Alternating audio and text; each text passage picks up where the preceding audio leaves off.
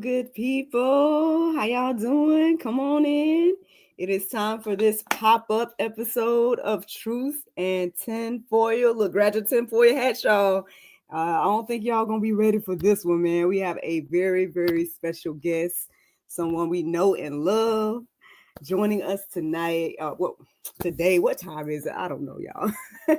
I see some of y'all was already here, so shout out to those of you guys that was here already. Yes, come on in. Let me see what these comments are saying before I get to our special guest. If you're here, you already know what's going on, right? I mean, I gotta tell you, right? We have Maria Culver saying, can't wait to hear this. Awesome. We got Miss Real Beth Dutton saying, hi, everyone. Must be on your toes. I have a feeling we have some visitors. Oh, snap. Yeah, I've been hearing about the mods. Says, Miracle, thank you for continuing to stand boldly in the truth of what has been happening to the children. Love you, Mama Shelly. Is this Mama Shelly right here? How you going to be coming? You the special guest. Awesome. Oh, maybe not. Maybe they're saying love you to Mama Shelly. Okay. I think I got it now. Hi, Patsy Stone. Hi, Maria. Hi, Melissa. So let's say, where did I leave off? Here we go. Miss Maria says, got my tinfoil crown on. Good. Yes, great. Look. We ready out here. I would love to see these emojis. I don't know how it works, y'all. So thank you to the ones that are, I was about to say subscribers, not subscribers, members. Thank you to the members. I hope you guys are able to use your emojis and things of that nature. I wish I was able to see them, but I can't see them. So I got to figure that out. I want to be able to see them too. Cave Woman is praying. Awesome. Mountain Girl is saying, hey, y'all, Miracle in the Alley and Shelly. Okay. Patsy Stone, y'all are already coming. Hold on. Patsy Stone is saying excited for this one. First time, Miss Maria. Okay, well, welcome. Do you even know who I am? If it's your first time, I know some people have been on the channel and they're like, well, "Who are you?" Right? I can reintroduce myself if needs be. Lori Martini is saying, "Hello, Shelly. Miracle, Shelly, and Allie. Praying for strength and clarity for all of you. Thank you guys so much." Hello, thank you for being a voice to the voiceless. Oh, y'all always make me cry on here. Always praying without ceasing for Allie and Shelly. Exactly. Facts Over Lies saying, hey, beautiful souls. God wins in the end. Yes, he does. I'm about to stop y'all's comment. I'm about to stop reading them because we ain't gonna get to no truth to tell for you.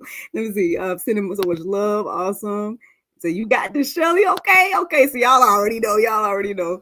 Someone else is praying. Mr. Jack here. Hats on. Someone's using the emoji. Hey, Miss Angela.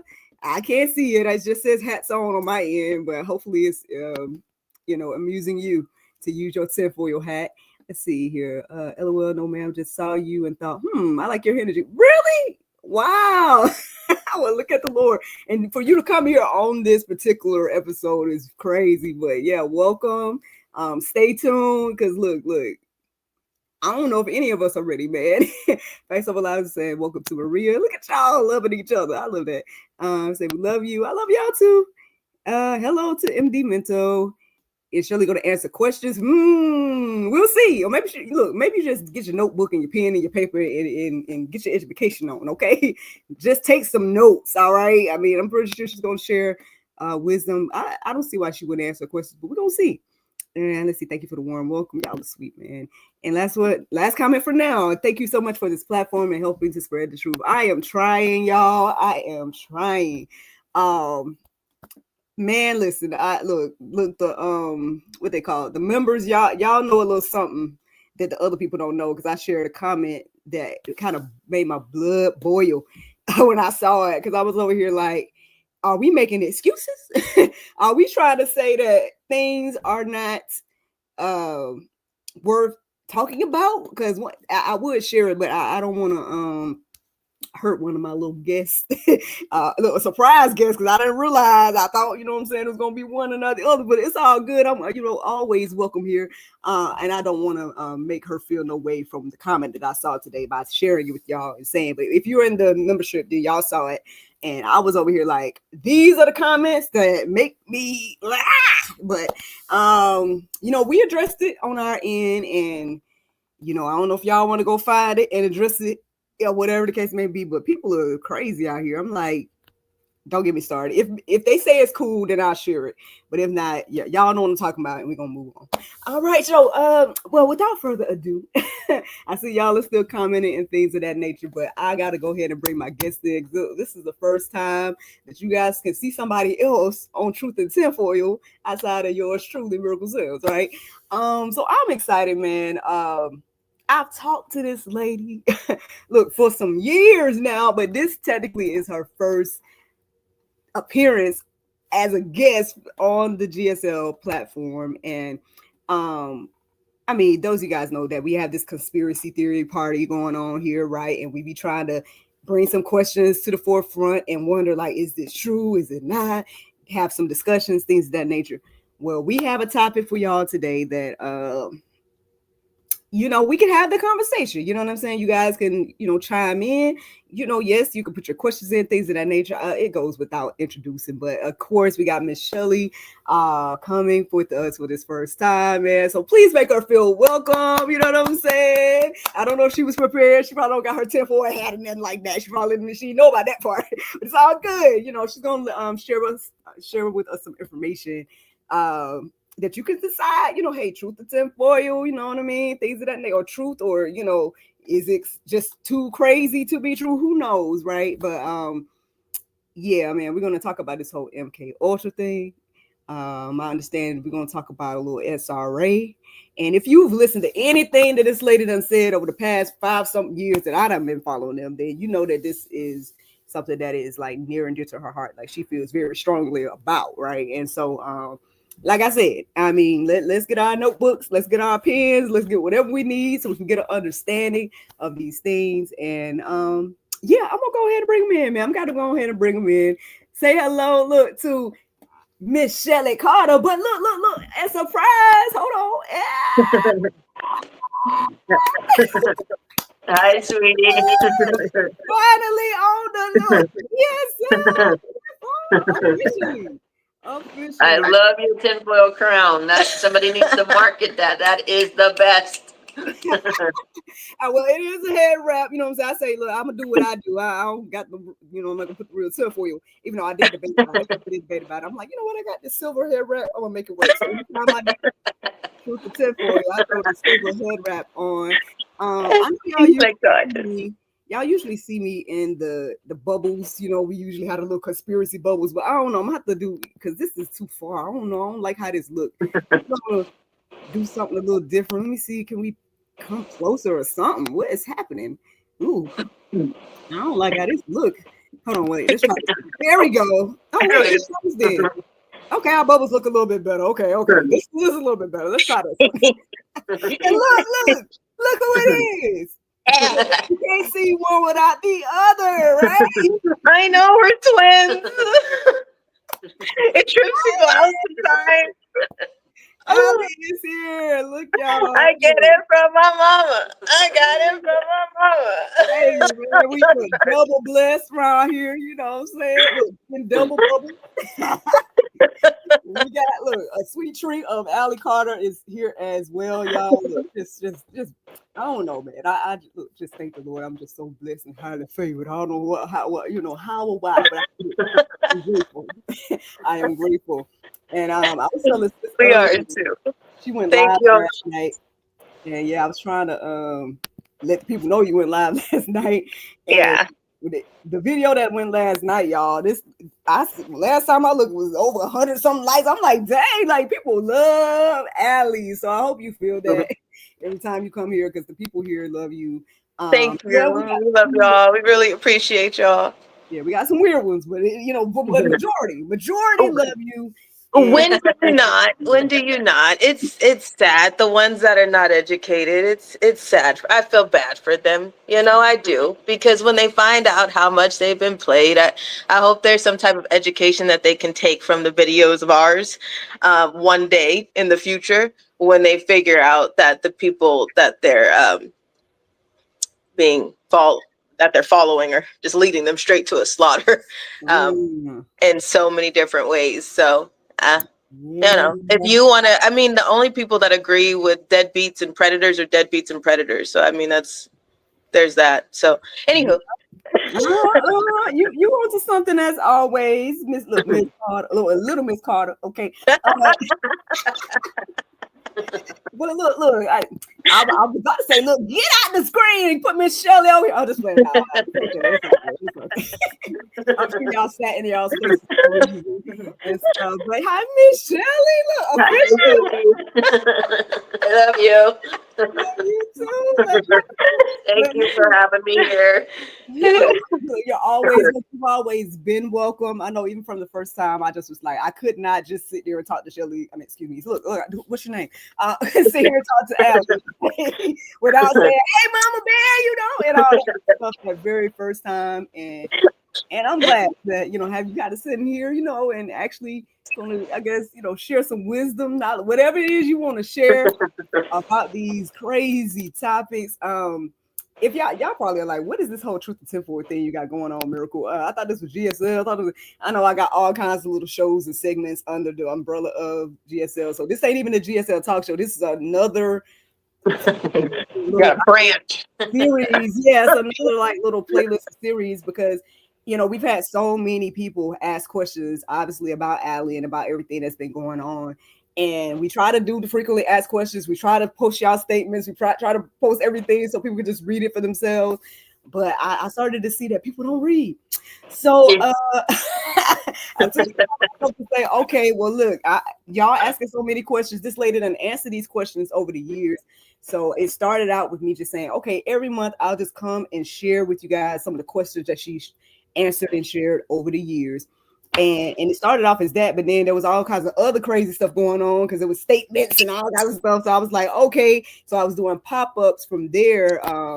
So there was one month, I don't know if it was the first month, but it was like, there was one month in particular that I was like, okay, it seems like I need to come and share this, or I need to come and share that, or I need to come. This was popping up. Like, I want to say 5 or 6 times that month, and I was like, oh goodness, okay. And so so with all of that being said, like, this is our conspiracy theorist party. I kind of was inspired. I saw this thing on social media that has some people gathering in a house, and they were watching, I don't know, conspiracy or whatever they were watching, but they would have discussions from what I saw on social media. And I was like, well, what if we do that? We can do that. We're doing our virtual version of that.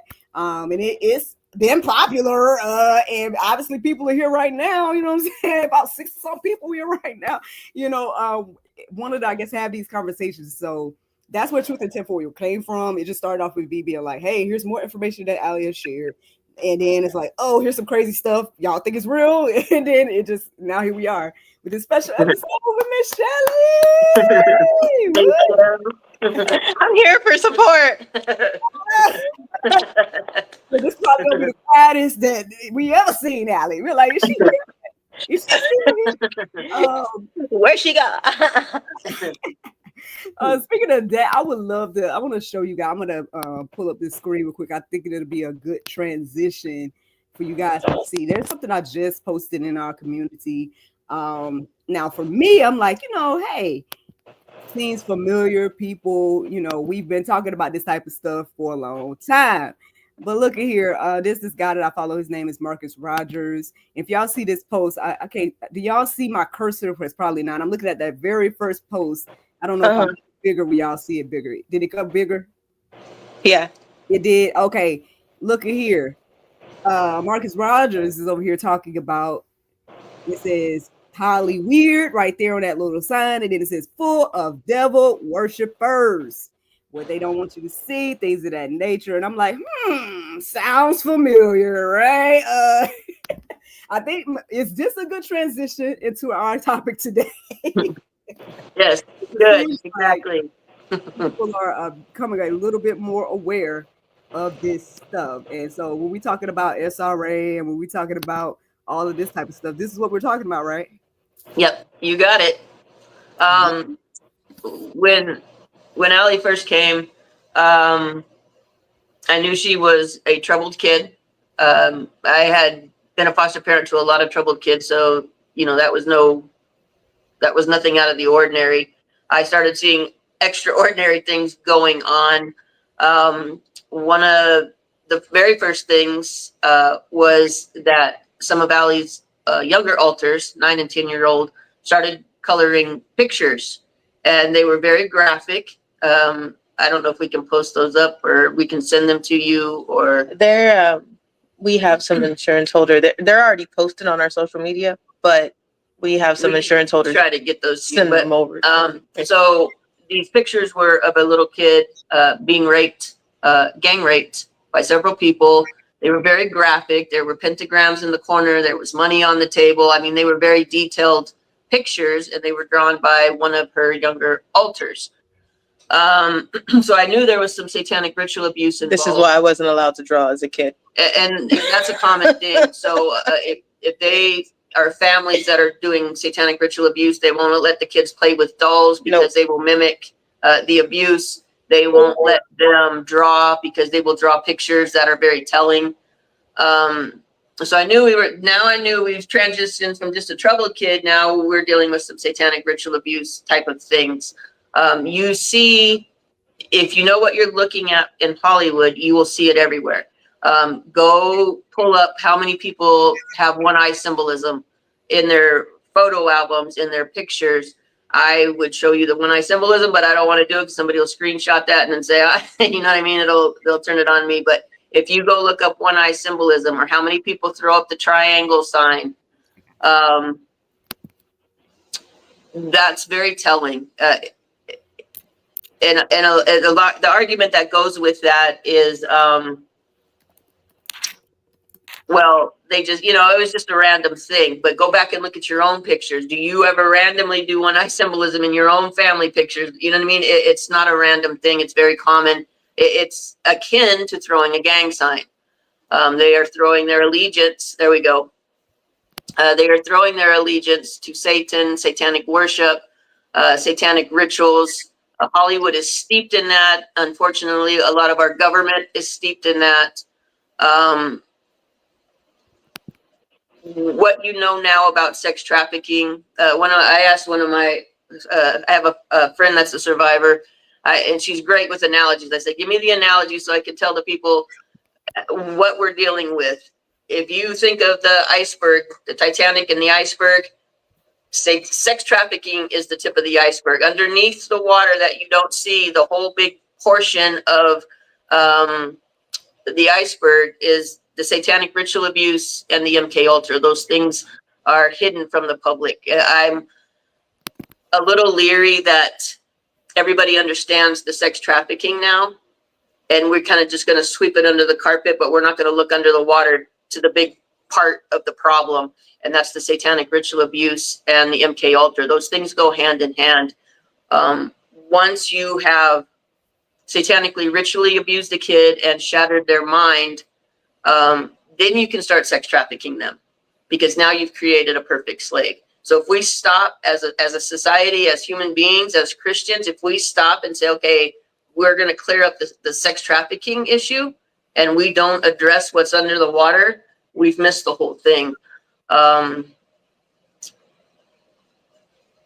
When I started understanding, okay, now we're dealing with some satanic ritual abuse,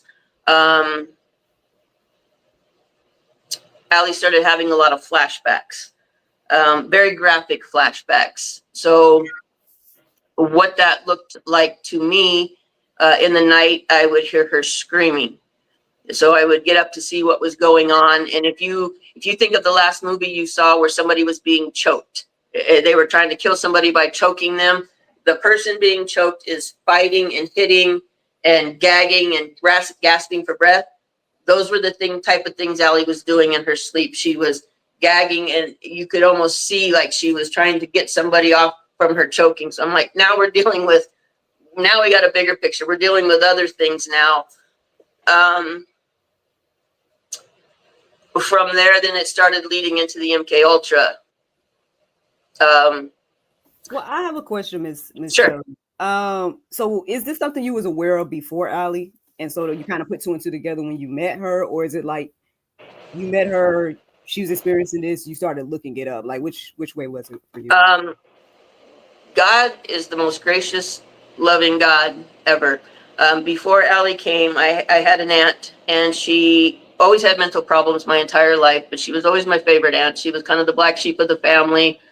A few years before she died, her and I spent a lot of time on the phone together, and she started disclosing to me that she was sexually abused as a child by my grandfather, and that from that she had DID, which is a dissociative identity disorder. And so for the next 2 years, I was on the phone with her 3 or 4 hours every night. And I started learning about DID. I learned to recognize her alters. They were very gracious with me. They would answer questions. I would say, what do you see when you look in the mirror when the alters come up, and how do you guys come up, and what does it look like on the inside? So I started getting a really good education. I think God allowed her to do that with me because that's what prepared me. I had an understanding of SRA a little bit, and then I had an understanding of DID. Had no idea what MK Ultra was or monarch programming, and I didn't know any of that. But God gave me enough of a foundation that I was able to start recognizing what I was seeing, and then that kind of segued into understanding the MK Ultra and the monarch mind control programming. So I didn't understand that before Allie came, but I kind of had a good foundation of these things happen, but it took me a minute to kind of piece things together of what I was seeing. One night, a new altar came up. It was about 2 or 3 in the morning. If you know SRA survivors and MK Ultra survivors, they're usually up all night. In the satanic ritual abuse families, they lead ordinary lives during the day. And then at night, they are at rituals and doing mind control and trafficking and doing all those things at night. So most of your survivors will be up all night long. So this new altar, she was 13, came up. I was trying to get to know her. I was talking to her.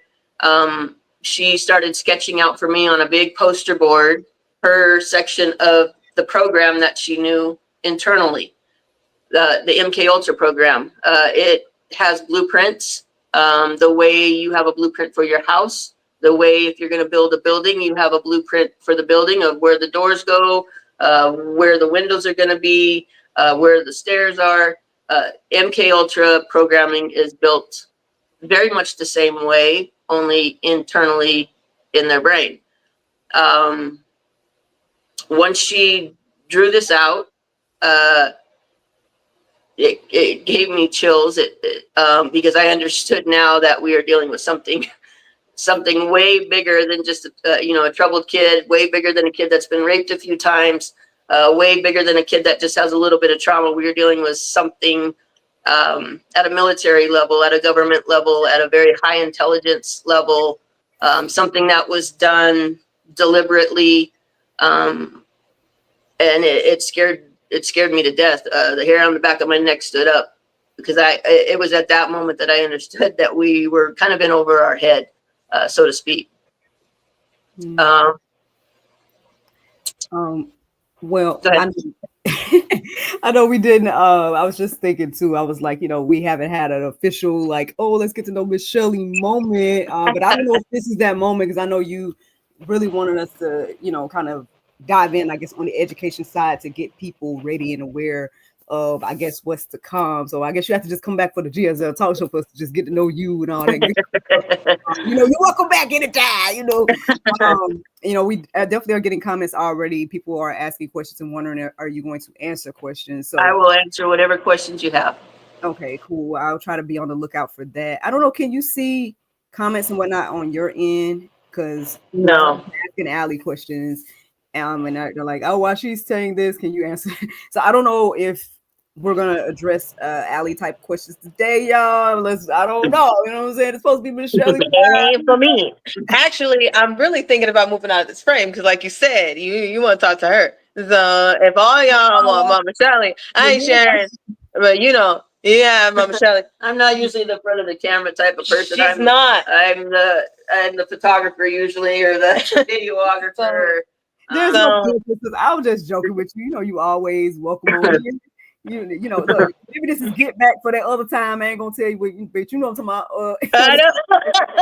I was trying to talk to somebody else and I talked to Miracle, so she's trying to get back at me. But it was somebody in her own family. No, it's all good. It's all good. I don't I wanted to talk to the baby. Y'all love each other better than me. It's fine. Oh, they know NJ. Oh, it's NJ. Okay. they already know him. Yeah, they know him. Blah. Yeah, they get got a better relationship. But I can go back up to these comments and things, but I mean, I don't want to do you want to wait on comments or do you want to just do whatever you want to do? I do better answering questions than just cold talking. Okay. And like I said, if there's things that I can try to pull up, I can definitely do that like I did a second ago. Let me scroll back then and see what kind of comments that they have for Miss Shelly first. I'm gonna try to go in the order that I'm seeing here. Let's see. Oh, and speaking of that, okay, so there was something that was said today, and it was in reference to because long story short, I saw a 2-month-old baby was missing, and we shared that on the community. And I basically reminded people of obviously, your situation at 3 months old and things of that nature. And then somebody's comment got on my nerves when I saw it.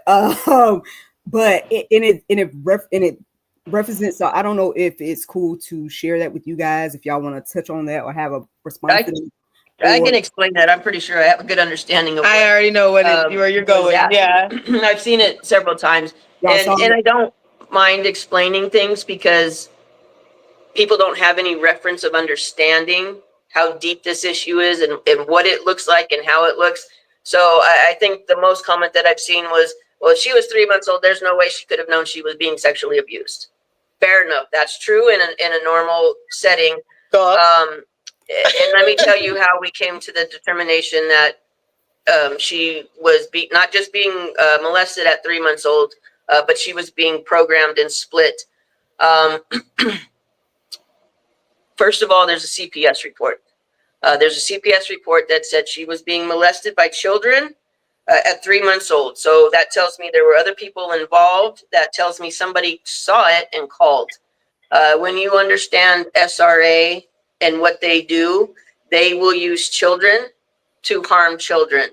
So another thing that I want to drive home with you guys is you're protecting your kids from the strange, creepy guy in the park, but you're living next door to families that are operating in satanic ritual abuse and MK Ultra programming, and your kids are going to school with their kids who are being molested and raped.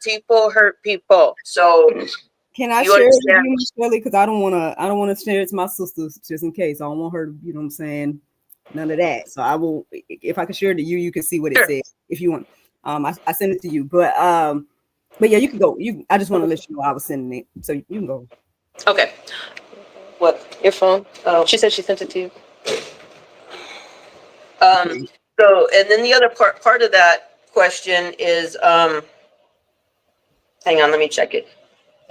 Okay. Well, while we do that, look, real Bibb Dutton is saying I got my tinfoil hat on too. Let's go. I see it. So that's just kids being kids. Okay. Yes, but no. Exactly. Children don't possess that thought unless something has happened to them. Kids are very innocent.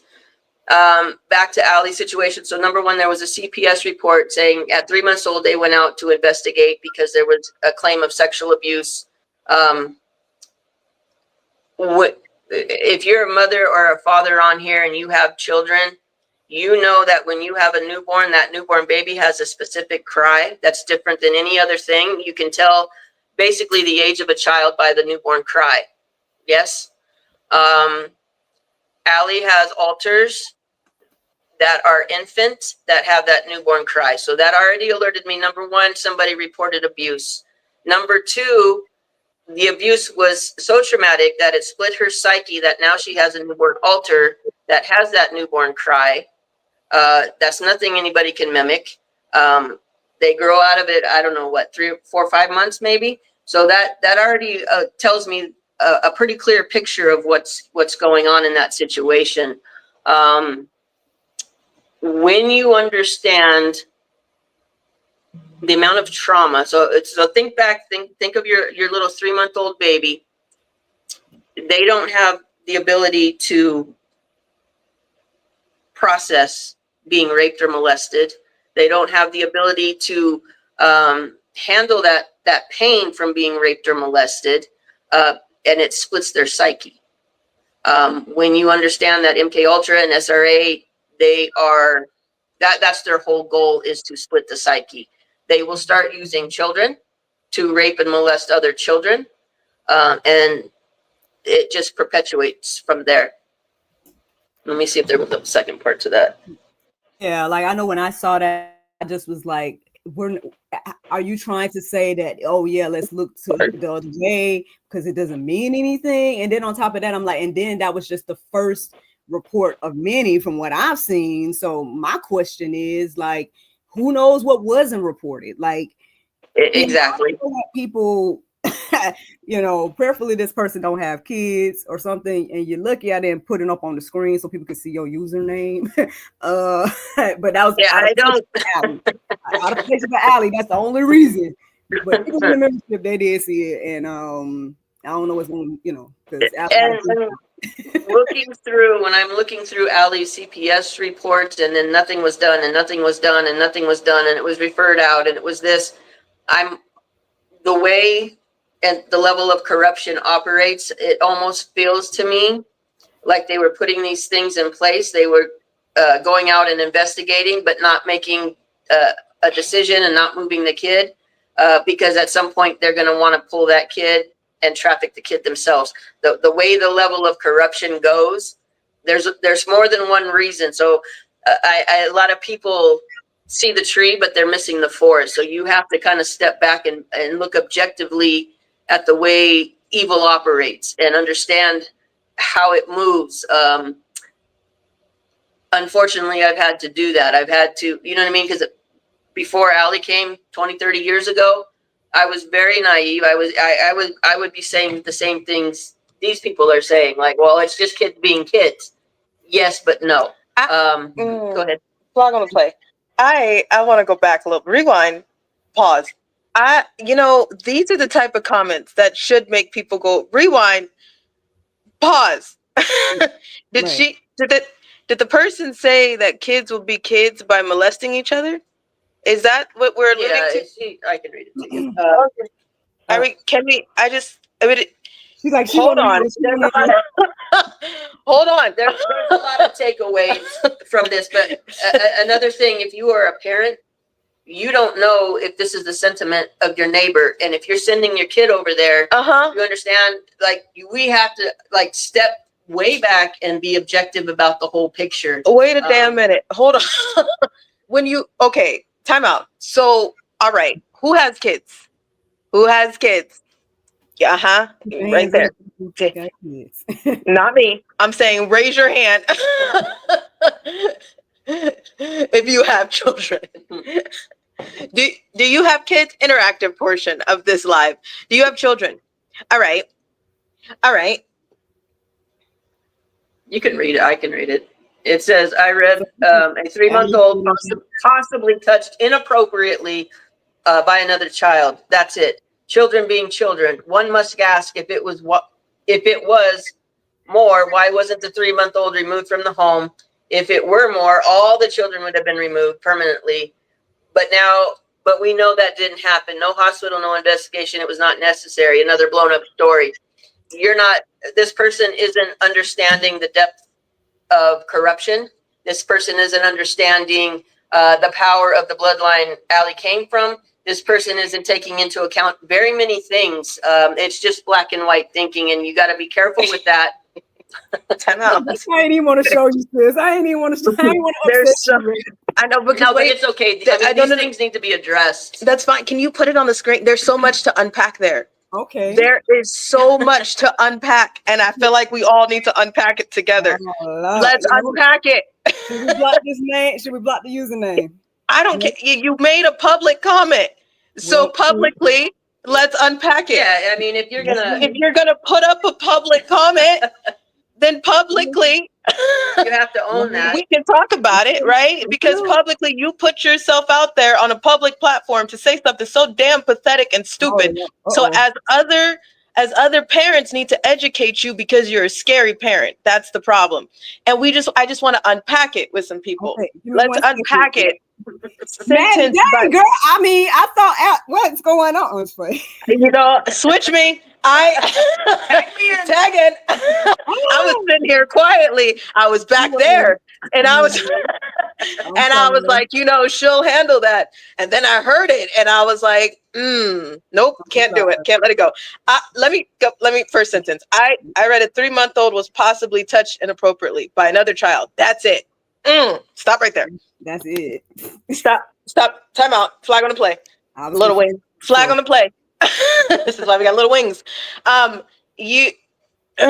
So that's it. That's it. Give me 1 second. So are you saying that somebody shouldn't be enough? That wasn't enough for a child to be traumatized? There are parents who watch porn around their children.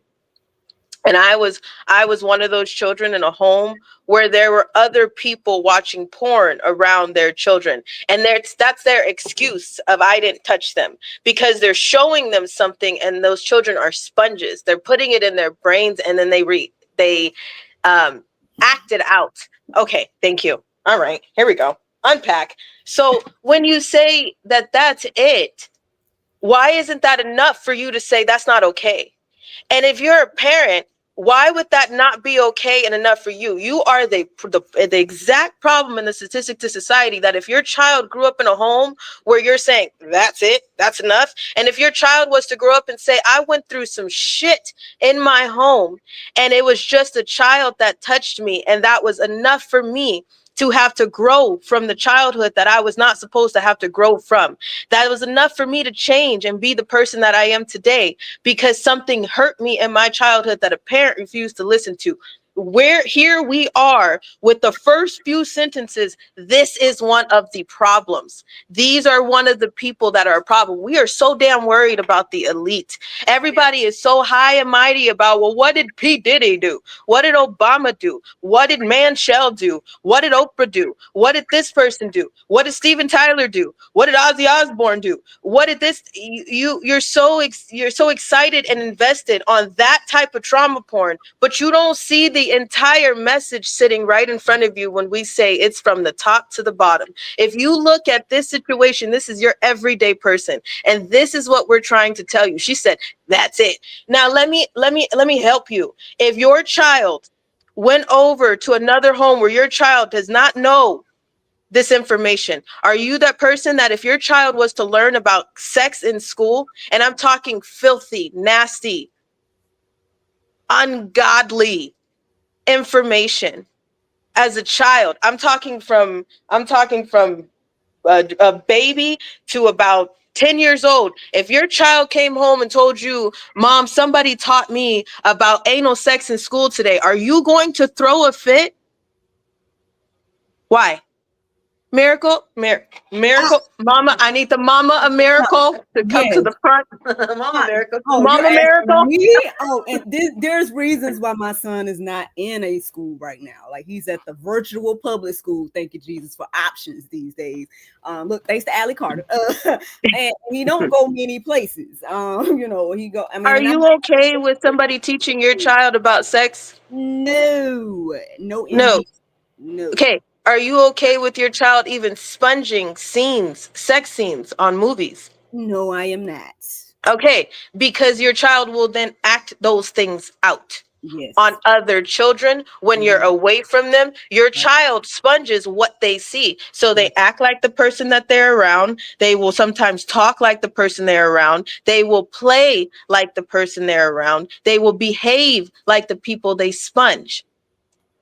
So if another child assaulted them, I know of somebody who called us, and it was their child that they said was assaulted by another. They were third grade, another third grader. And there's so many stories that you hear, so many articles and so many things that you can look up coming from schools. I got you. That there's so many issues in the elementary schools, let alone the middle schools and the high schools where you expect the problems.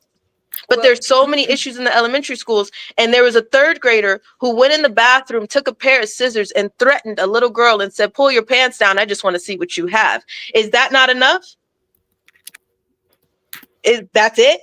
So if you send a child, so if your child is coming home and saying, Mommy, I got a friend, and their friend is Little Wing's parents, and you send them over knowing that you don't allow them to watch a sex scene, knowing that you don't allow them to sponge in bad information, curse words, or whatever you don't allow in your house, in your culture, you don't allow it. But your child goes over to this home that Little Wing allows in their home. Is it Little Wing? Is that the username? Am I saying that right? I look. That's what it looked like to me. Yep. Okay. So if somebody goes over to this home thinking that this is okay because it looks okay and it sounds okay, and they sit down with these people and something happens child to child, and they come home and they say, Mom, all that happened was somebody touched me, but that's it. Is that okay with you? Well, and then you have to take a step back from that and understand now if your child was just touched, that's just changed the trajectory of your child. That's whole brain changed. Innocence from your child. And that's just marked your child to be an easy target for a predator. Do you understand that? So they're flooding the schools with kids that have been molested, that are harming and molesting other kids. And now that marks them to be an easy target. Domestic violence. If you are a woman and you've been in a battering situation, if there's a man that's a wife beater, you will be drawn to them. Like it's like they can sense each other, and it works the same for predators.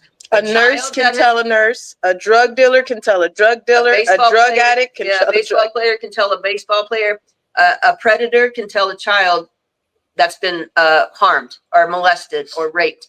They can see that in the child. I don't think people understand that we are the last line of defense for the kids, especially if they're your kids, especially if it's in your house. You're the last line of protection. You can't trust that your neighbor isn't doing SRA rituals at night while you guys are sleeping. You don't know what's going on in their house. You don't know if they're okay with just being touched. You understand? Like we have to step back and look at the big picture, not just the black and white thinking or the two-dimensional thinking. It's a bigger problem. These are the same type of people who say, oh, if we're going back to an elite case, Cassie was just raped for 3 days straight at barely 19 years old. That's it? What do you mean that's it? That's not enough? He only touched one child. That's it? That's not enough? We've been so desensitized as a society, as people, by the sex scenes that are on TV, by what they continue to allow. The state of California keeps pushing the agenda on what they're allowing age-wise for their kids to have consensual sex. Like, California is a mess. We'll dig it a little deeper. Children being children. Oh. Again, does your child touch other children? I want you to, are you a parent? Are you an auntie? Are you an uncle? Are you a granny? Are you a grandpa? Sitting on this chat right now, I want you to think, do my children just go up and be touching on people inappropriately? No. So is that children being children? And why is that okay? That harms children. If anybody on here wants to raise your hand or raise your flag or whatever, if you were molested as a child by a child and nobody did a damn thing, then why was that okay? Because as of right now, you're sitting here and you relate to some type of story with this situation because there was some trauma for you that nobody paid attention to, that nobody touched, that nobody talked about, that nobody discussed, and everybody passed off. Was it not? So that's it. And I want you, again, take a step back. Little Wings might be your child's teacher. She might be the nurse in your child's doctor's office. She might be serving the coffee at the Starbucks. You understand what Your I'm saying? next door You're neighbor. rubbing shoulders with a lot of people with this mindset. And we trust our children with a lot of people because, oh, well, they're a nurse, so they're going to be okay. Oh, well, it's their teacher, so they're going to be okay. But they have this kind of a mentality. One must ask, if it was more, why wasn't the 3-month-old removed from the home? If it were more, all the children would have been removed permanently. All right, Black on the Play. Let's talk about our DOJ. Let's make it make sense. These are the type of because the reason why I want to unpack, some people are sitting there like, why are we doing this? Because this is why we're still swimming in the same circle over and over again. This is why we're talking about a decade's worth of an issue. This is why people don't understand. Some are sincerely uneducated. And I will have the patience because this woman had some patience with me. But at the end of the day, there's some people that are so uneducated that are making this circle go round and round and round. And people are wondering, it's just coming from the top. No, you're sitting right next to them. And until you acknowledge that, you will see why we're on a group project. And the people who are not holding up their side of the group project is the reason why we are not getting a passing grade. Okay? And we're not moving forward to the next chapter. That's why. So when we talk about our DOJ and we talk about the trial that we just went through, was there any justice? Do you see the justice system? Is it torn apart? Did they lie to you? Yes. Did the FBI lie to you? Yes. Did you not see it? Did the FBI threaten you and say, if people keep asking us about the Epstein files, we're going to research some people? We still have that screenshot. I know that they changed that on Twitter, but we still have that screenshot where many people were upset that the FBI just seriously threatened some people and said, don't stop asking us about the Epstein list. And if you keep asking us, we'll come and look for you. Okay, so you can come look for the people who you work for, but you can't look for the people who are hurting children. What? What? That's easy for you to come and hurt and search down and attack people who are asking you to do your job, and the people that are saying, where is the list that you said you were going to put out there for the people for transparency? But you can't find the IP address of predators. You can't find the Biden laptop and who was on it. You don't know who else was invested on buying children on an island that was with all of our elite people, but you're threatening the people. So that's our FBI, right? Our DOJ hit that video of Cassie having her ass beat throughout a hotel from wall to wall for hours, and then raped and tortured with other people, including minor children. And the DOJ told you, there's no video. We don't know what you're talking about. Then they told you, oh, well, I mean, we do have a little clip of it. That's all we got. Then they told, okay, well, here's a more clip of it. Well, that's all we got. We don't know who else was in the situation. Then the hotel manager came out and said, well, I was in the situation. I mean, here's the rest of the clip. But for years, a lot of you thought that was a lie. Epstein, here we are with people. 1 minute, our attorney general told us it's on my desk. It's in a truck being delivered right now. The prosecutor on the Epstein case and the Diddy case told you that that's it. In the case, in the story, wrap it up, we're done. And then fired. Why? If they did their job, why are they fired?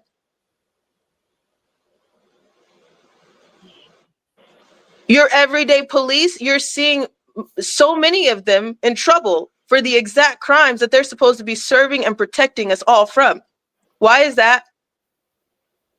We still have to call them. I'm still in contact with another PD in regards to some cyber stalking and other crimes against children and other things that's going on with some predators right now that I'm pretty sure is sitting here, but that's to each its own. But anyways, we still have to call them and leave a paper trail, but there's nothing. I mean, we'll see if there's good cops that step up, because there are a few that I've seen. They're very few and far in between, but then after reports get handed to so many people down the line, and it gets into corrupt hands because you just never know. But anywho, right? You know, If CPS Child Protective Services, where do you think these truckloads of children are coming from? There was 100 saved here. There was 200 there. There was 50 here. Those are busloads. Those are classroom fulls of children. Do you understand that? As you send a child off to school, as you pass a school, I want you to think that one classroom out of that school that you just passed is being trafficked at the moment that you pass by. One classroom. Minimum. That's a minimum of 20 to 30 kids. If you go through any report that you'll see in the next 24, 72, future, past, you'll see that there's over 50, 60, 70, 80, 100 kids that they say they saved. Where do you think these children are coming from? Now let's look at our Child Protective Services, government-funded agency that has no oversight, that has an ombudsman that doesn't answer the phone. We went through that too, Riverside County. That takes the emails and the information, and then all of a sudden they change over and then they can't handle the case. Ombudsman in Riverside County.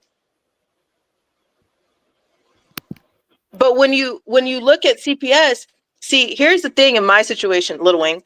We had a situation where there were 6 children in a home. At 3 months old, I was being raped and molested. And when it comes to the reports before that, there were children before me that were being raped and molested. See, the DOJ, the FBI, the people that I just talked about, and the things that you are seeing happen and unravel in our world that we live in today, they didn't give a damn. They were collecting more of a paycheck. See, family court operates on the families. Family court is paid by families. Did you ever see Monsters Inc. movie? You know those screams that they're paid on? Family court is paid on family problems. If there's no family problems, there would be no family court. So there are some issues in the family that they leave people in those situations because that's a paycheck. Well, and there's so many facets to a situation. If you're just in two-dimensional thinking, well, CPS went, they didn't take the kids, so it must not have been true. Yeah. You're never going to understand how things operate. Think of mob families. If you have a mob family, if you know about kind of the old mafia type of things, they operated in territories and they operated by families. CPS would be one mob family or one mob territory. The family Allie was raised in is another mob family. So sometimes they clash. There's so many facets of the problem that you can't just look at it up front and just right in your face. You have to step back and look objectively. I was removed, and then there's people trying to drag me back. I was removed, and I never tried to look back until we're sitting here with this problem. I was removed, and 4 other children at the time were removed, but then they were given back.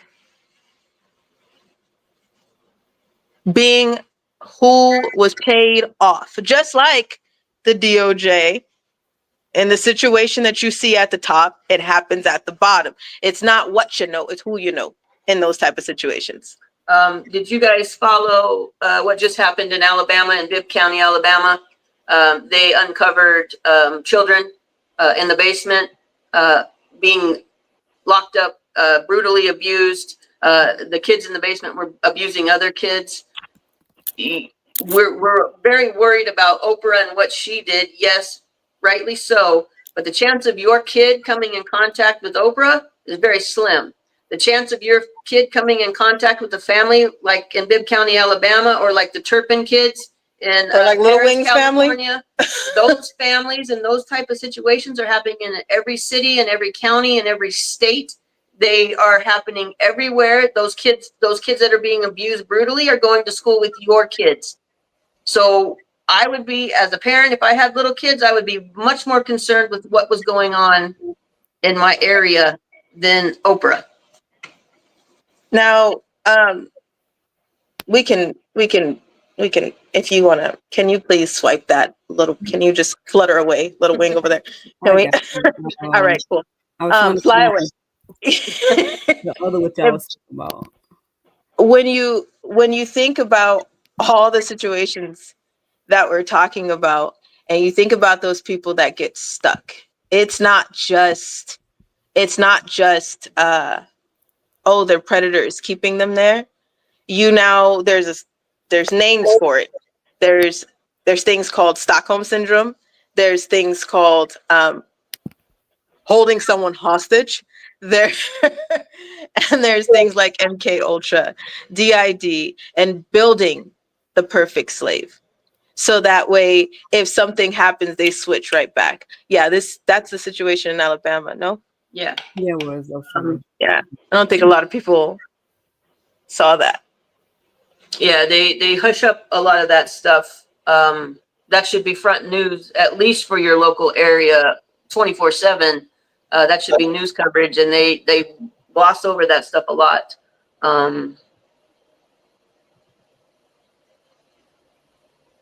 Yeah, and you'll see MK Ultra. You'll see a lot of it in the celebrities. If that's something that you can't, it's hard for you to see in everyday form. If you're looking at celebrities, you'll see it. You'll see it in Demi Lovato, Miley Cyrus, Christina Aguilera, so on and so forth. There is a music video from Christina Aguilera called "Fall in Line" with Demi Lovato, and they discuss. And if you look at the lyrics, it's 1, 2, 3, 1, 2, 3. Shut your mouth and take your eyes off me. March 2, 3, right 2, 3. Who told you that you're allowed to speak? Is the lyrics. We had just talked about the one eye symbolism in Hollywood, and you pulled that up, and the triangles signs that they throw for MK Ultra and Monarch programming. A lot of the celebrities will use the butterfly symbolism, and the reason for that is when the mind is being split, there's a period of time where it feels like they're floating or flying or fluttering up, and that's why they use the Monarch symbolism. When Allie first came, she used to wear a big butterfly necklace 24/7. There's a lot of Miley Cyrus, and they'll have tattoos. They will wear butterfly things. They will have butterfly symbolism. Sometimes I think there's a few albums where they have a butterfly covering the one eye. So you got the one eye symbolism and the butterfly. So those are throwing gang signs to let people know what types of programming they have. There's the teddy bear symbolism too, representing the child programming or the child surgeries that are done. So you'll see that Miley Cyrus, I think, did the teddy bear thing for a little bit. Melanie Martinez, Katy Perry, those are MK Ultra programming set, and then it's the symbolism will trigger MK Ultra programming, basic programming in other people. So you know how some people will leave a concert and then the next thing you know, they're dressing like the person, or they're talking like the person, or they're acting like the person. It goes back to, we have explained this a few times with the military, basic military programming. When you get into the military, they take you into basic training and they break you down from the person that you are to build you into the perfect soldier. And they own you. If you run away from them because the training is way too much, they call that absent without leave. I don't care where you are, they will drag you back and say, we own you. And that is MK Ultra basic, because when they get back, they are not the same person that left. So there's basic, there's the bathtub and diamonds. The bathtubs are a ritual. Diamond programming, shout out. Bathtub and diamond programming. If you go look at album covers of musicians in the bathtub, that's a ritual. It's usually a cloudy or a foggy bathtub. Sometimes they're covered in blood. Sometimes they are in a bathtub of diamonds. Those are all programming. Program. I don't know what to call it. They're programs. So you're seeing all this stuff right in your face. You just don't know what it is you're seeing.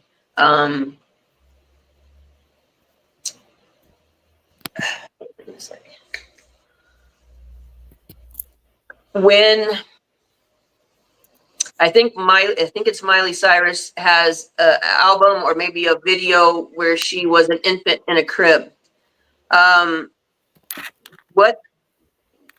What the most important thing I want you guys to understand out of today is inside of Alley, there are over 200 altars of various ages. I think there are a few altars that are above the age of 18. The rest of Alley's altars are below the age of 18. There are infants, there are newborn, there are little kids. When they traffic in such a way that they can pull up the infant, they can pull up that newborn, and they can sexually abuse the newborn, and they can sexually abuse the 5-year-old altar. So they're trafficking in a different way. Trafficking is bad enough as it is. We think of, oh, okay, they're selling a kid and they're just having sex with them. No, what they're doing is shattering their mind, and they are doing it in such a way that they freeze those kids in that time. So Allie's newborn altar will never grow past the newborn age. The 5-year-old altar will never grow past the 5-year-old age. So if somebody has a predilection towards raping 5-year-olds, they can pay money to Allie's handlers or a survivor's handlers to get the codes to call up that 5-year-old altar, and then they can rape that 5-year-old altar. Flag on the play. Britney Spears. A lot of you have noticed her posting about her 5-year-old altar lately. I think for her 40-something birthday, she posted that she was 5 and she was getting ready to go to kindergarten. If some of you have seen that, she wasn't joking. That wasn't a joke. That was her trying to talk to you about her altars. There's times where you'll hear her twang change. She'll start talking different, completely different voice. People are referring to altars, DID, as an alter ego nowadays, and that's not the case.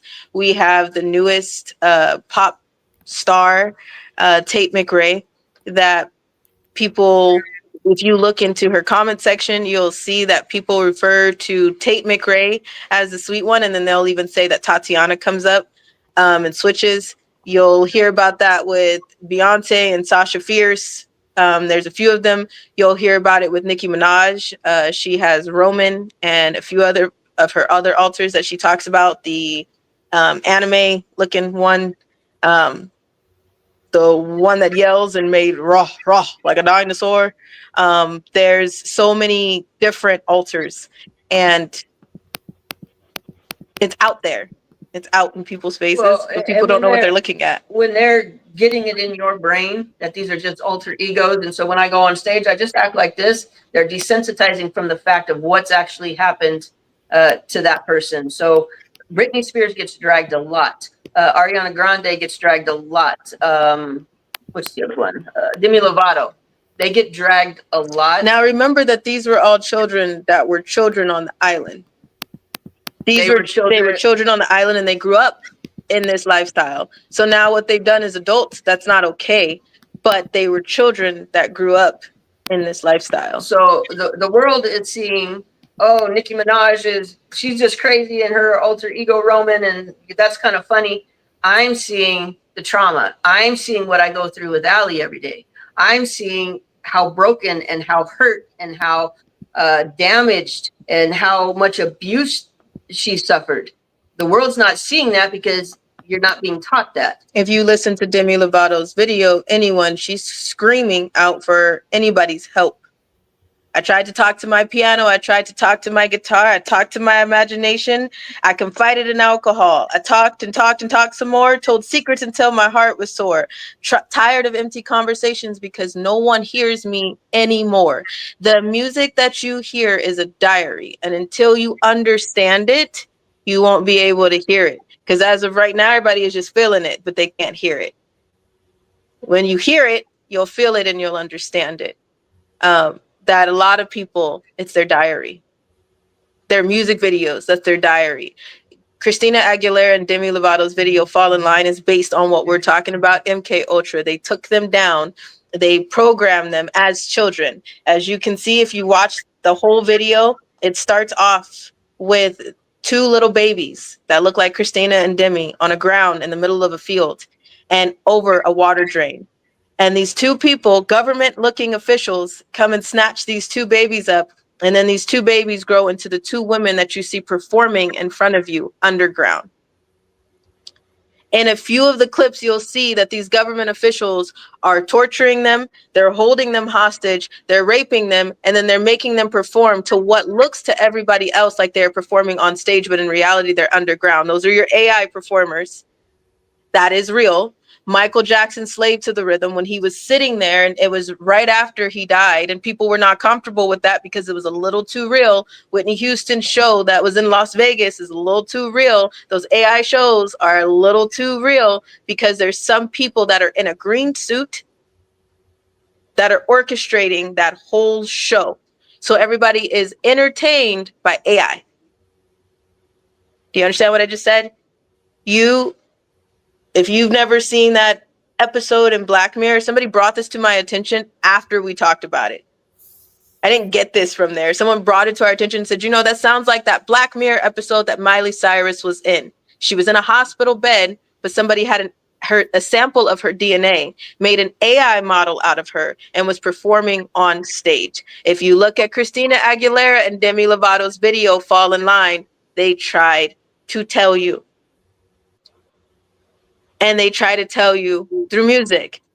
But government officials and our corrupt side of our government knows that a lot of people are uneducated and not listening, like the people that you see in comment sections or that you see in the elite places where they're trying to dodge and deflect and distract and cause chaos and confusion to the reality of what's going on with the Epstein case and the files and whatnot. It all goes in a circle. I wasn't supposed to be the one talking. I'm a little... You good, sister? You good? I'm sorry. This is Mama's show. No, you know what? I told you I should move. I have too much to say. But I'm trying to figure out. I sent y'all messages. It's all good. Y'all ain't see them. Do y'all want me to stick to questions that have to do with this particular conversation of MK Ultra and SRA? Because there is a question that doesn't have anything to do with that. And I see y'all and I honor y'all. Thank y'all for the super chats and whatnot. But we're talking about MK Ultra and SRA today. So it's up to y'all if y'all want to answer a question that's not that. You can let me know. It's up to you. We can, you know me, I'll tie it right back in, but it's not my show. So ask Mama.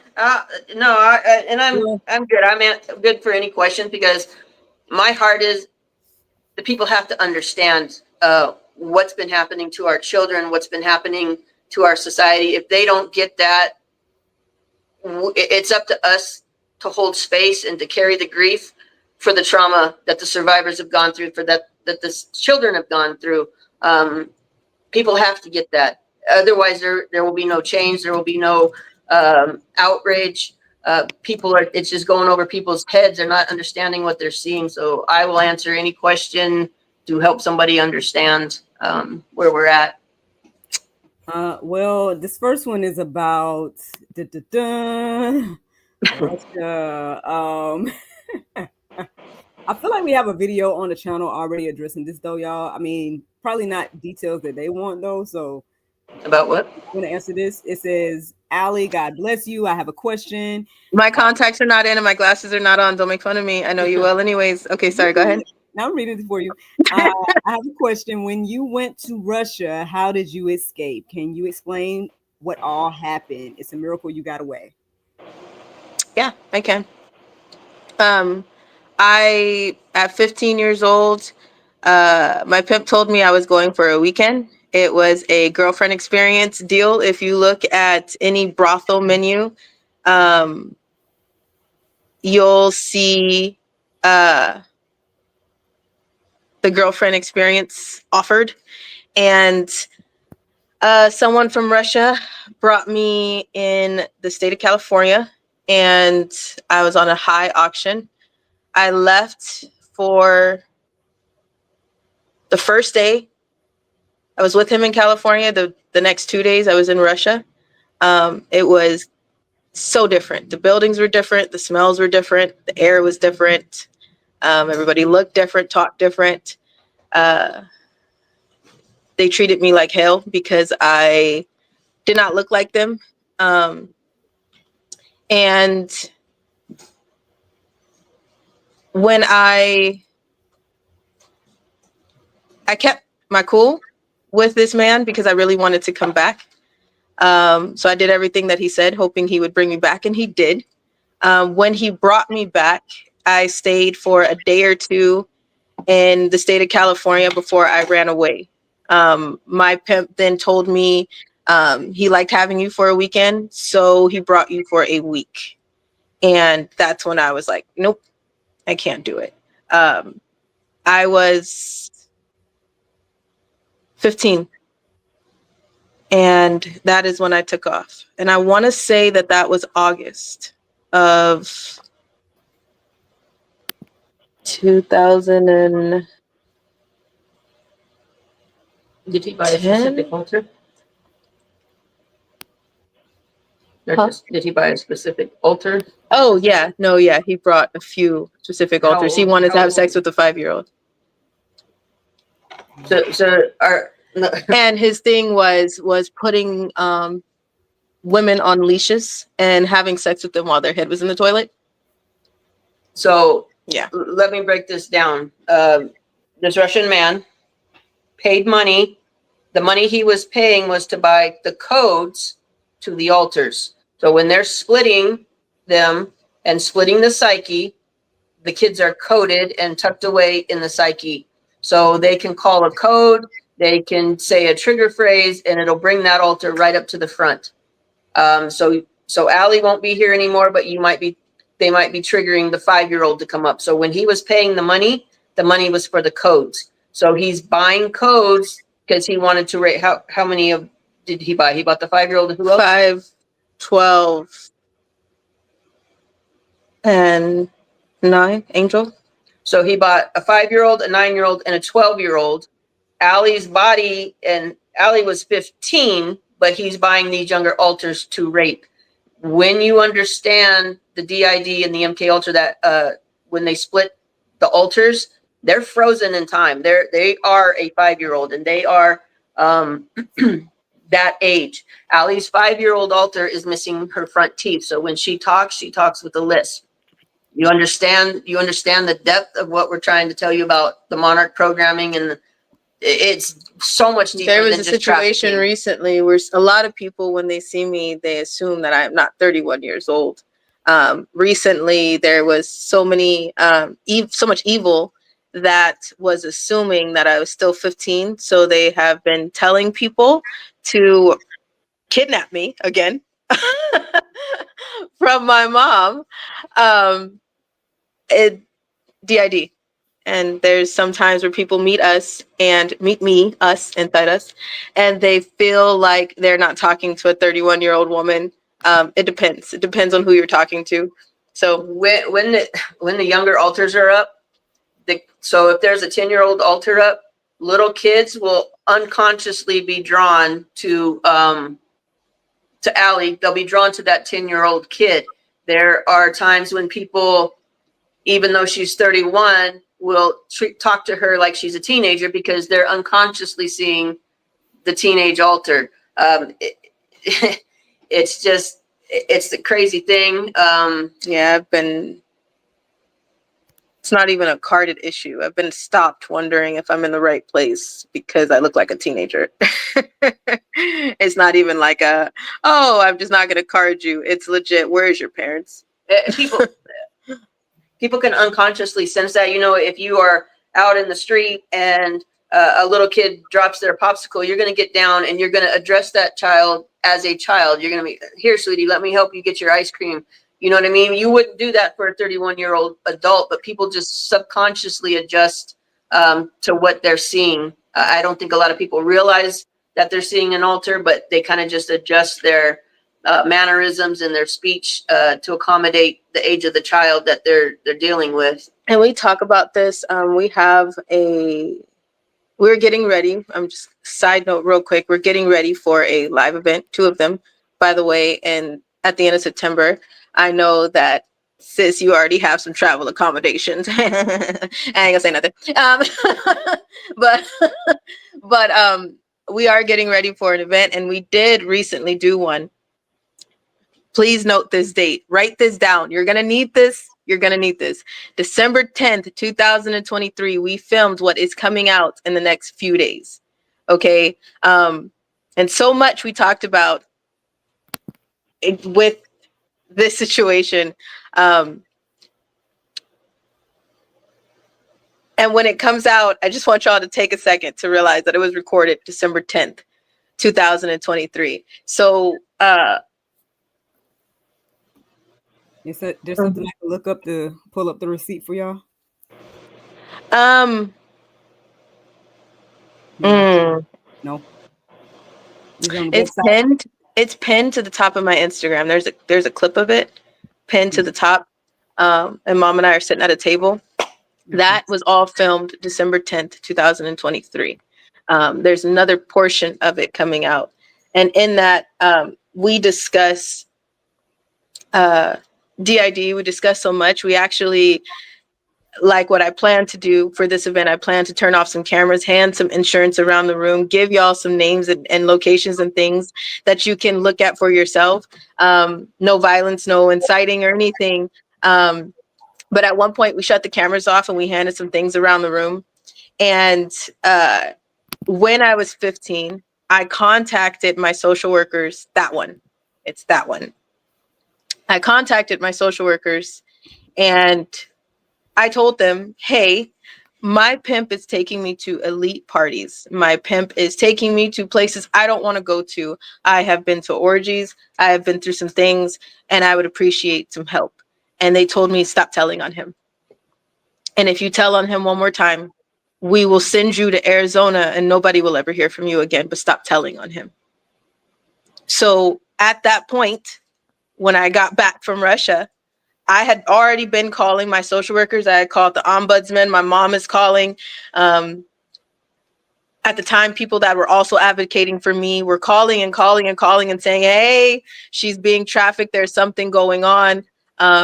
Step in. She's actually talking. She's actually telling us what's going on. My pimp was walking right into the door of my foster home. This was all related back to the people who you are still seeing threaten us today. And I'm trying to tell them and I'm talking to them. We called everything that was supposed to be an oversight for Child Protective Services, custody of Riverside County, CPS. And everyone, the response that I got from the supervisor and manager of CPS was stop telling on him or we'll send you to Arizona to a lockdown facility and nobody will ever hear from you again. So I said, okay, fine. And I disappeared. So this is not something that I know a lot of people are like, you went to Russia. What? No, I tried my best to tell the social workers, to tell everybody, hey, hello, help me. This is what's going on. I went from one trafficking situation as a baby to another. I thought I was going to be fine when I got to foster care. I was excited, honestly, to get into foster care. And that says a lot. I was excited. I was excited to come from somewhere where I was like, okay, maybe I'm just going to go to school. People are going to love me. This woman that was the mistress and madame of these children, she had lichen planus and she would make people rub the cortisone. She would make me. She would call me to rub the cortisone and bleaching cream and cocoa butter mix on her skin. Like, what's his name from Lord of the Rings? It rubs the lotion. She would make me come in and rub her skin. I'm not kidding. Gollum, that's what it looks like. But but it would that's a great way to put that. I'm gonna find that receipt for y'all.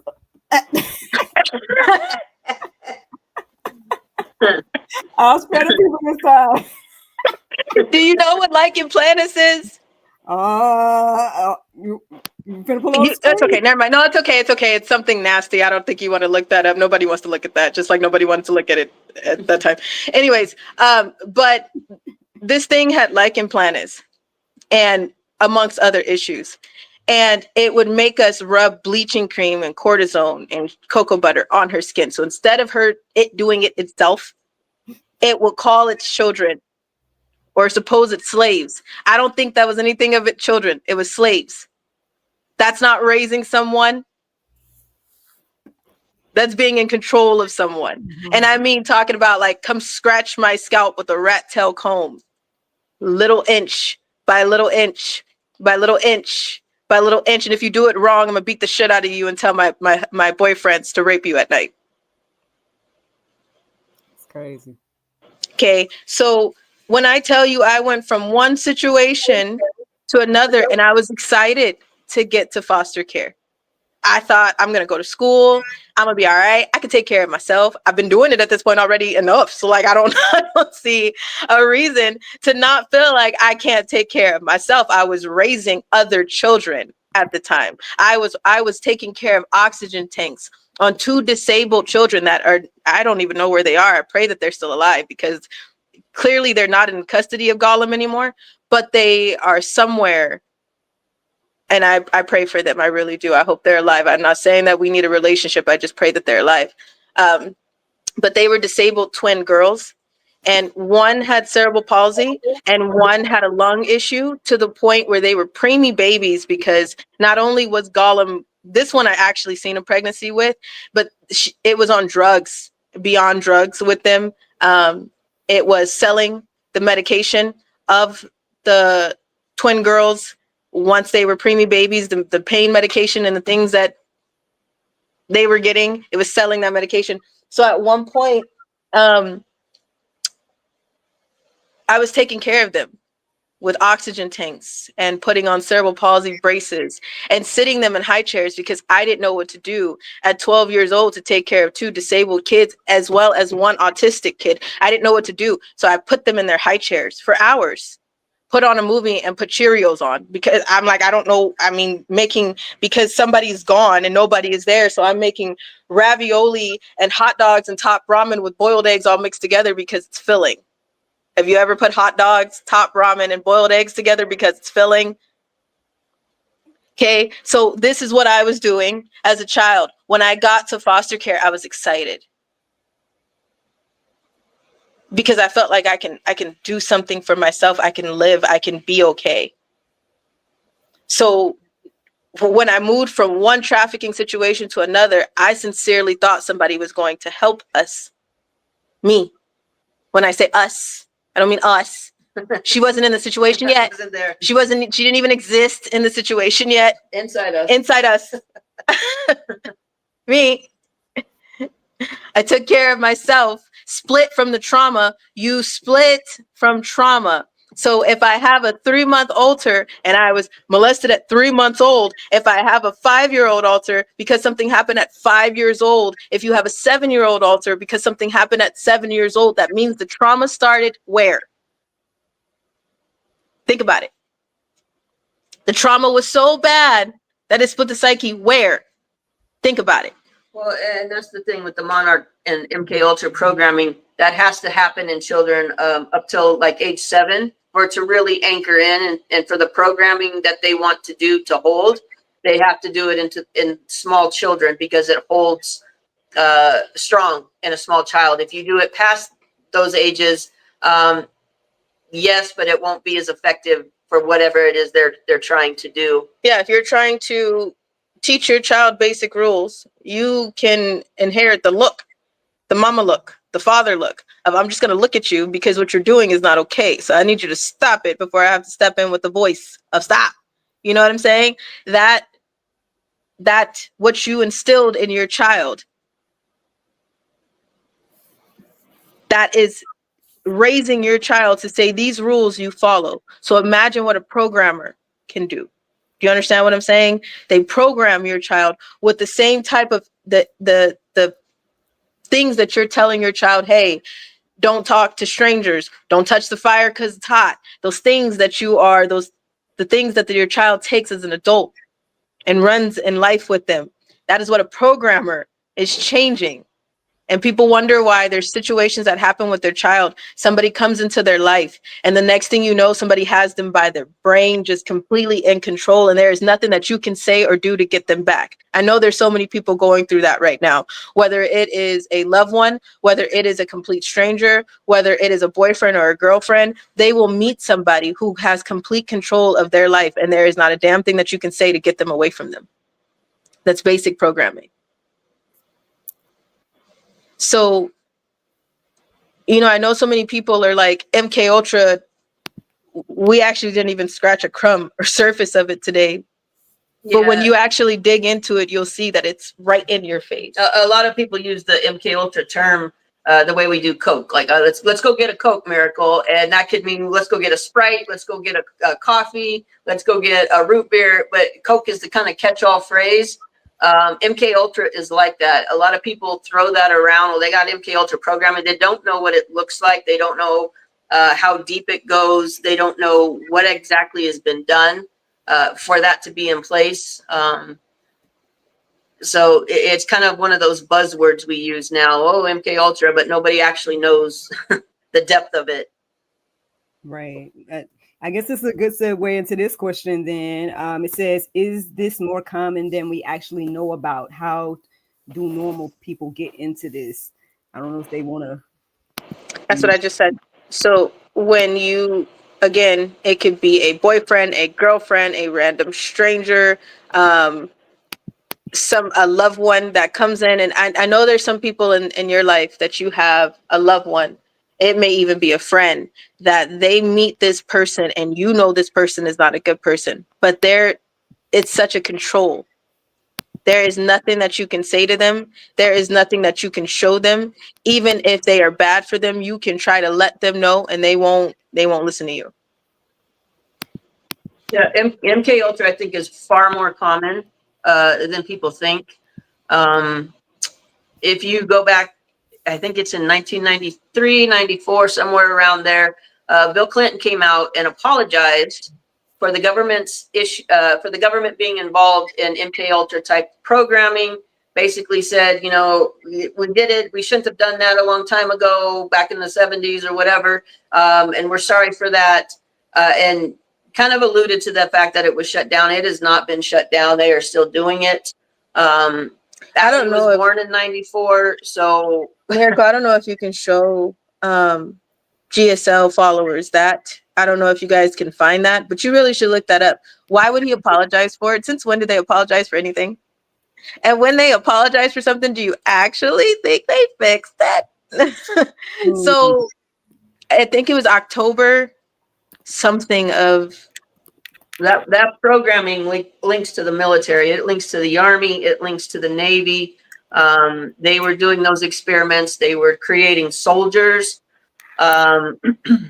It links to a lot of things. It kind of got exposed, and then they were trying to pacify the people, and we're sorry, and we won't do that anymore, kind of thing. It's still being done. They were running experiments, like some experiments that they still do on soldiers to this day, keeping them in the cold until they break, splashing and boarding them with water. Your mental hospitals were doing it. They were doing it in some colleges. It was being done in a lot of places. Mm-hmm. To innocent people. So there's some people who are like, I can never get involved. You join the military. You involved. There's some people who I could never get involved. You took an oath as a nurse. Some of you are involved. Like it's everywhere. I guess that goes with that question that this user just asked. It says, isn't YouTube social media a form of mind control, MK Ultra? It's a basic form, yes. So is TV. Yeah. If TV programs. Yeah, programming. Those are all basic forms of mind control. So is this a good example? This is from Newsweek. It says, what is MK Ultra? CIA secret mind control records unsealed. This is published December 24, 2024. Is this I didn't know that was unsealed in 2024. There's a pretty good website that has a lot of information. It talks about a lot of the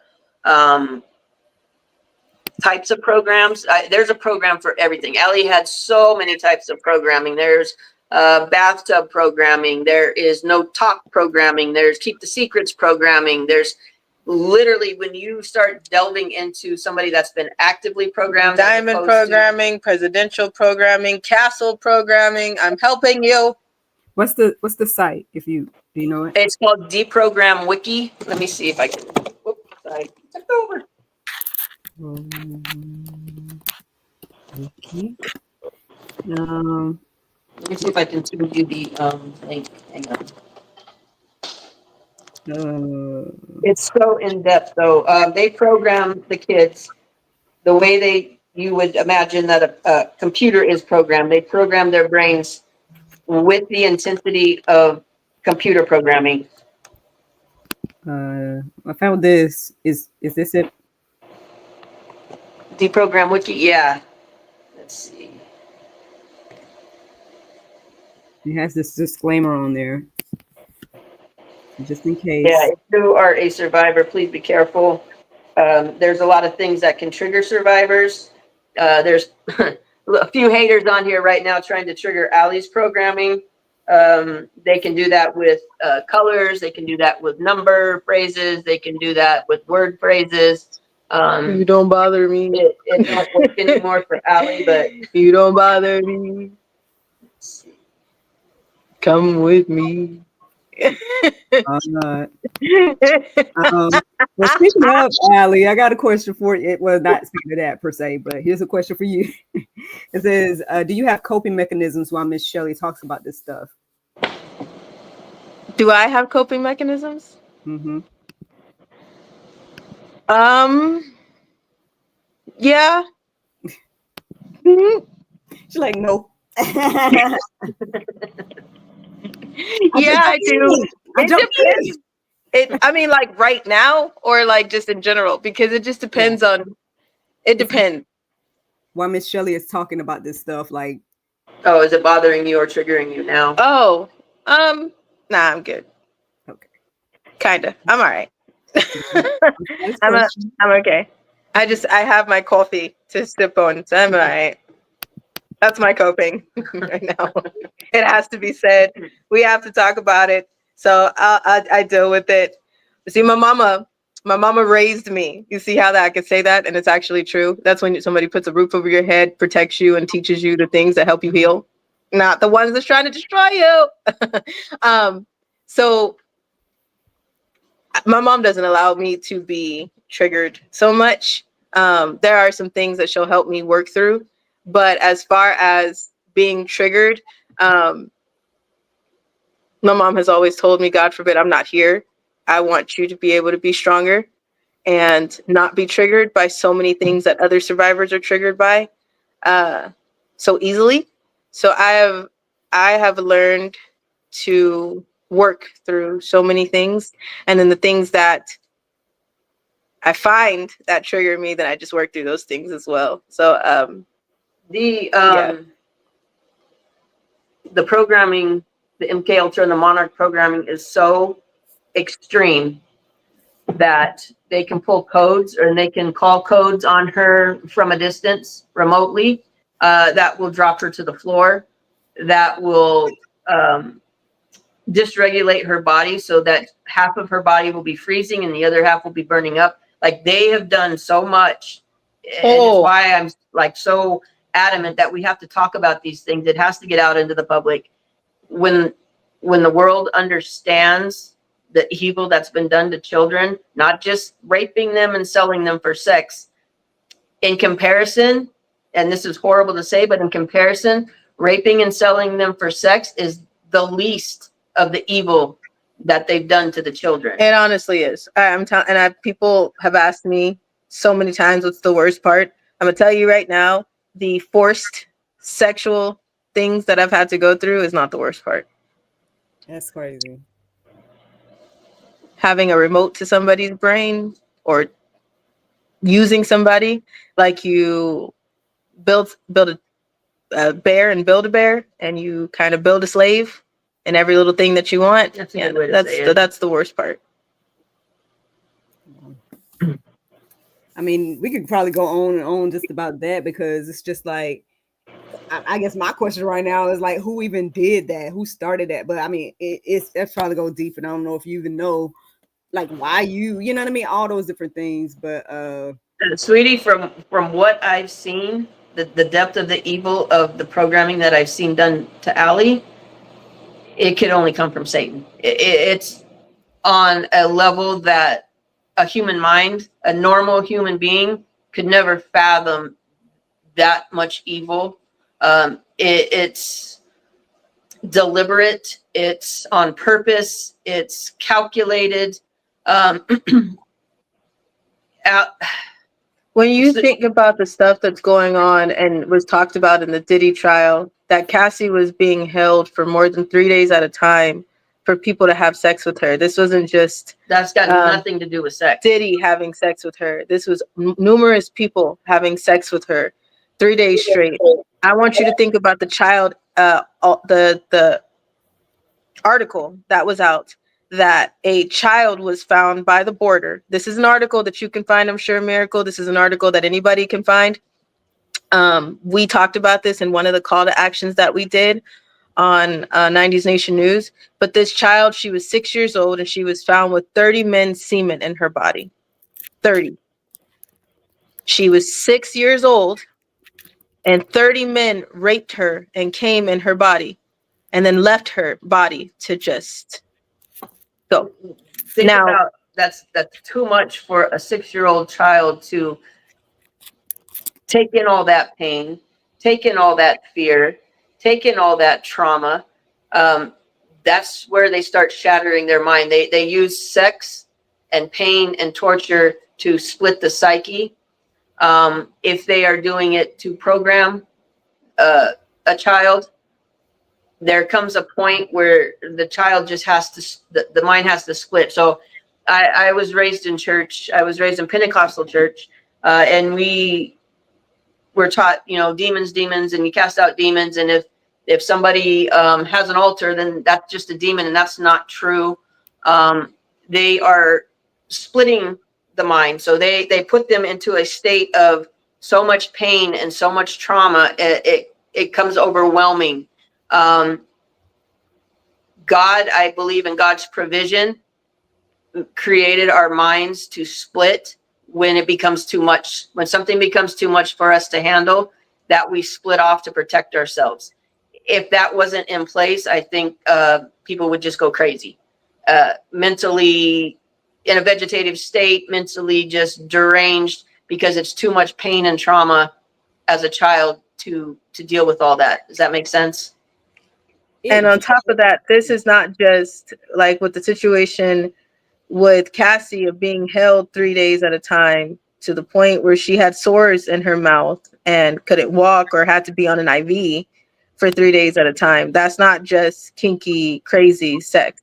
There's a video that was floating that I don't know how well it's floating anymore. But there's a clock on the Epstein Island.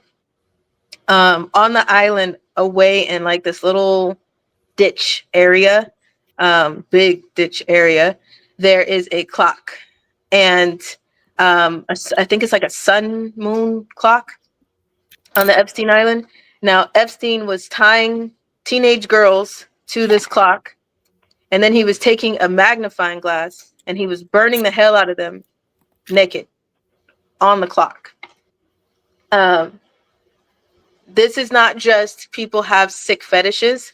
This now turns into satanic ritual abuse, especially like at the Diddy parties and many other parties, elite parties, where they bring in animals. You are going to see and you're going to learn that you feel for the children, but eventually you'll feel for the animals as well, because animals are tortured just as much as the children.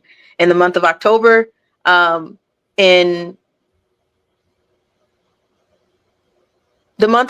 you'll see, you can ask any vet. I'm pretty sure you can ask anybody in authority that a lot of the animals societies will not adopt black pets or black cats during the month of October due to the amount of rituals that are used. Black cats are a satanic ritual. Ozzy Osbourne just died. And does everybody, well, not everybody, but do a lot of y'all, Gen Xers, Gen X. remember that he bit the head of a bat off on stage and chomped on it? Those were public rituals. So he was doing satanic rituals on the stage, which was pulling the blood of an animal. Yes, that clock. There we go. Thank you. That clock is on Epstein's Island.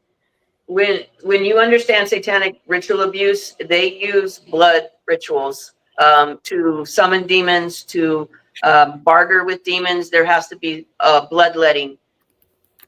Satan mimics. So if you are a Christian, you understand that Jesus shed his blood for us on the cross out of compassion and love. The opposite of that is satanic rituals, where they shed blood to gain power and for selfish purposes. There's always a kind of a yin to the yang, a flip side of things. So in satanic rituals, they mock and they mimic and they degrade the things that Jesus did. Do you have the article of Ozzy Osbourne biting the head off the bat? Does everybody know that? Do y'all understand that he was called the Prince of Darkness for a reason?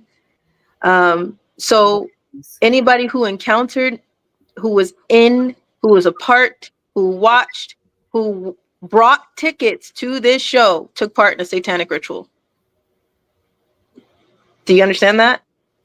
Now, you asked, somebody just asked, how do normal people get involved in this? Right here. Yeah, now you've participated. If there were children being sacrificed under the stage or behind the stage while he's doing that, and you're there, and you brought a ticket, you participated, you become complicit. You gave permission. You understand those contract rules that you sign, right? To go into a concert that nobody reads, that nobody looks at the fine print. If something happens like an act of God, it is in every contract for a concert. If there's an act of God that happens, which means if something crazy, like what happened at the Travis Scott concert, or what happened here at the Ozzy Osbourne concert, what happened at the Travis Scott concert was a ritual. Where somebody died at the Travis Scott concert, where he was conjuring and calling demons and calling on Satan before someone died at the concert.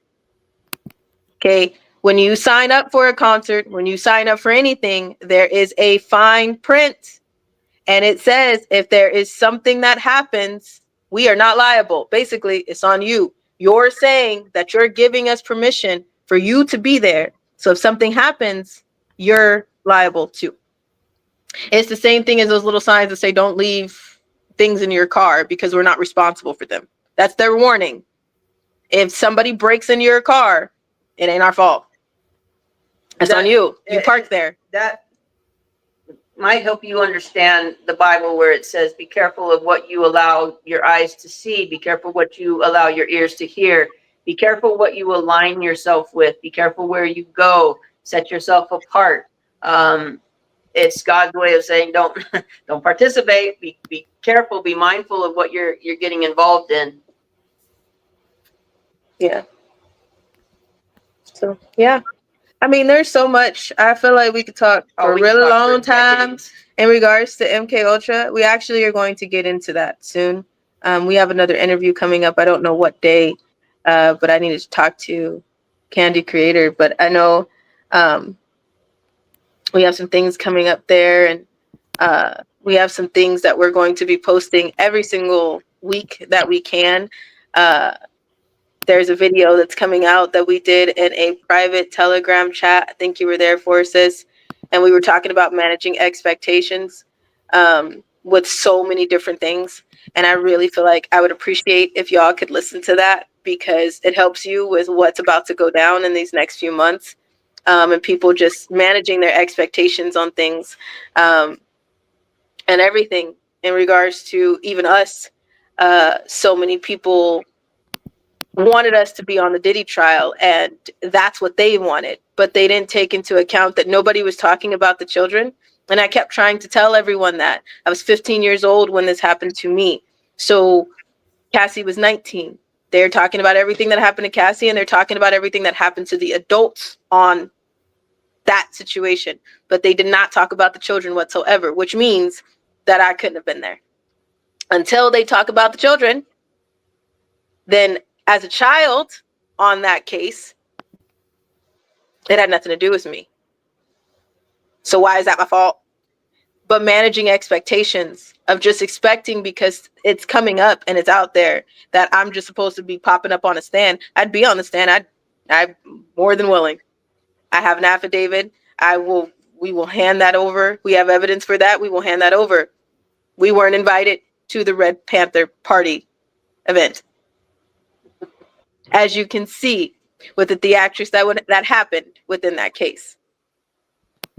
So managing expectations for things like this, we have ran into so many amazing people, and there's so many people threatening right now. We're headed to the East Coast for the 2 events that we're doing, and I want to know what happens when social media becomes reality, because so many people have been weaponized to hurt us. So God forbid something happens to us, not saying that, it will. We are preparing for the worst and we are praying for the best. But God forbid something happens, managing expectations. What did people think was going to happen when you have sat and watched people and paid and enabled traffickers and predators to talk about weaponizing people for bodily harm? What do you think is going to happen? So if something does happen, who do you think is responsible? Who should people be looking at? Who is responsible? Think about it. Because we headed to the East Coast, we're not wearing a bulletproof vest. And eventually you will know where we're at. Because the podcast that I'm going on, that I'm attending, is live, the whole thing. So if somebody gets a whiff of what location this is, and people have been weaponized this entire time by someone who is a predator themselves, then what? Then what?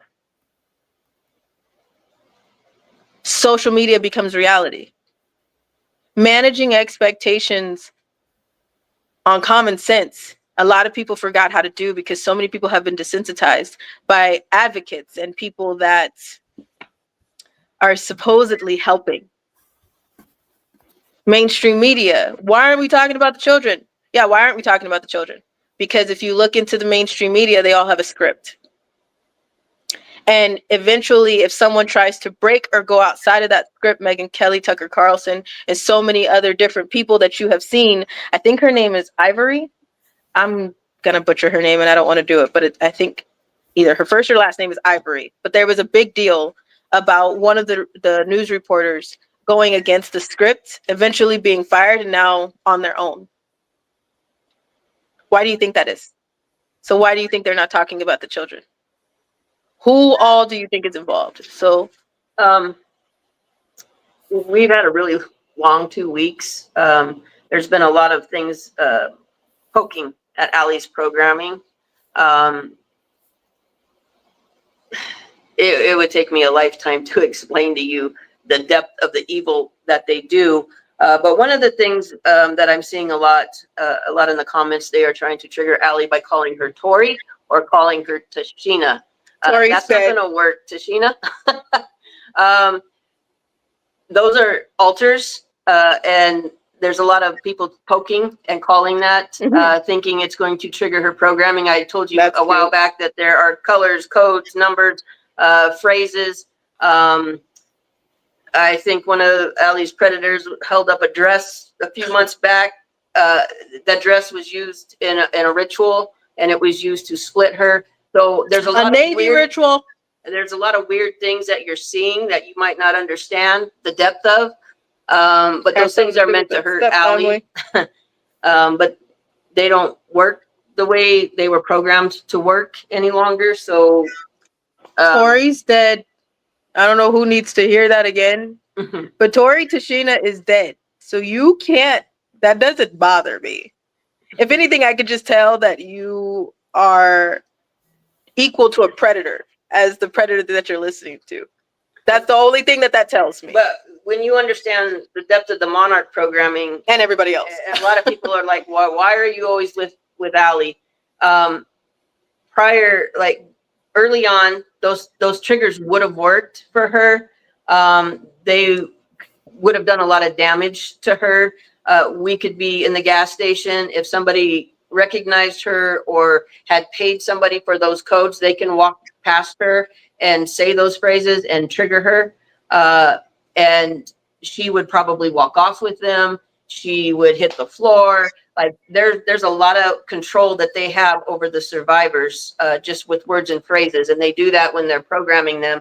They'll embed those things into the altars that they split, and then they use it later to call those altars up for whatever reason we want. When we were talking about the Russia issue, I said that he bought the codes for the 5-year-old, and he bought the trigger codes for the 9-year-old, and he bought the trigger codes for the 12-year-old. This is the type of stuff that's popping up in the comments. So just be mindful when people are calling her Tori or Tashina. Even though we've shown you her adoption, they're trying to trigger her programming. And please take note of all of these people. Do you know what I'm saying? Take note, because I'm just saying, God forbid something happens to us. You may not know exactly what exactly happened, but you have seen all of the signs. Well, besides that, I mean, I got Allie. We'll figure it out. But protect your kids from these people. Mhm. They're like the comment we were dissecting earlier. They might be next door to you. They might be at your children's play date. They might be in the park. These are the type of people. This is your cleaning services. This is your event planners. These are your event owners. These are your school teachers. This is your dollar store employees. These are your Walmart employees. These are your everyday people that you're seeing, that when you ask, how does somebody get involved in something like this? Right there. Take a look. You're seeing it. Well, definition of groomers too. Allie told you earlier that I don't allow her to get triggered, and not that I'm controlling her. That's not what I mean. But if I find something like them calling her Tori, then we got to work that out, because I don't want anything to happen to her. I don't want, if anything happened to me, I don't want somebody to be able to come up and trigger her by calling her Tori or calling her Tashina or any of those things. You understand? Because it's a serious situation for survivors. If people can trigger their programming and get them to be back into that slave mentality, back into doing whatever they're told, back into not having free will. That's the bulk understanding of MK Ultra and Monarch programming, is that somebody else takes your free will. So if you are a person that would never harm anybody, would never even dream of killing somebody, but they programmed you to be a killer, they can call that altar up where you will kill somebody against your free will. That's the bulk of it. That's God gave us free will. Do you understand what I'm trying to get to the depth of this right here? God gave us free will. He sent his son Jesus to die on the cross so we can have free will. What MK Ultra and Monarch programming and those things do is strip somebody of their free will. That's why it's so evil. That's why the world has to know what's going on. Those are your school shootings. So those school shootings that happen, like the one in, I believe it was Colorado, or other school shootings where the shooter will usually say, I didn't do it. I don't know what happened. I don't remember. Or they'll kill themselves in the mix of it. They were programmed to do that. There's a high probability that most of your mass shootings are government-induced MK Ultra altars that they've activated to go do those things. In other words, sleepers. But they, I think there was one in Colorado not too long, maybe a year or two ago, at an amusement park or somewhere. I'm a little fuzzy on the details, but he had all the gear and he was on his way to go do a mass shooting. I would imagine he was struggling with his altars. They found him dead in the bathroom, and he wrote that I'm not a killer. So you guys might not understand what that was, but I understand it, because I understand that the altars were trying to stop him, the other altar, from killing someone, and there was a struggle, and instead of killing other people against their free will, he killed himself. that's why it's so important that we understand what's been done to our children, and we start feeling that outrage, and we start understanding where our involvement comes. If we're going to concerts for people that we know are under MK Ultra programming, and we're continuing to fuel the demand for them, we're continuing to buy their records, and we're buying their memorabilia and t-shirts, and we're fueling that, then that keeps them in a perpetual state of slavery. That keeps the demand for them going, and that's on us.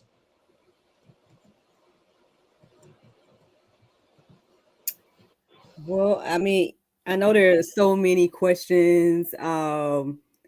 We do have moderators and whatnot that are kind of giving me some inside info. You know what I mean? So I know some of these questions, I don't know if I should ask them or not because they're believing. I know I saw that there was I saw from somewhere else, but I saw that there's some confusion in regards to Russia. What's the confusion? I told you. No, I think it was about like, should we have asked that question? But there's like some super chat questions that I see, but I haven't asked any of them but one so far, just trying to make sure it's not nothing that's gonna like try to trigger or anything like that. I'm getting, hold on. Okay, they're talking anyway. And I mean, there's other questions here as well, but I mean, I probably can't. I mean, at this point, I don't know. It's y'all show. What y'all want to do? You know what I'm saying? Go ahead. We walk boldly. We walk boldly, and if it's something that triggers her, I'd rather it trigger now, where we can work it out when we get off this live, than to somebody to do it on the street or to do it when I'm not with her. You understand? So I rather let's go. Okay. Well, let's look at these because I mean they're starred and it's easier to find the starred ones than all the other ones. Sorry, guys. I might go back through if they want to stick with us, but okay. So the second one that was on the list was this one. It says, I think the government lied to you and said it was a jurisdiction issue to stop Ali testifying at Diddy's trial because it doesn't apply in federal cases. I've been seeing this a lot on the channel, a lot of questions about this. So, I mean, do you want to address it again? I feel like you did it, but. Again, we were talking about stepping back. You have to look at all sides of the situation. We watch too much TV. Somebody hurts you, you tell on them, you go to court, and then they go to jail is the mindset. At no point was the Diddy trial about true justice.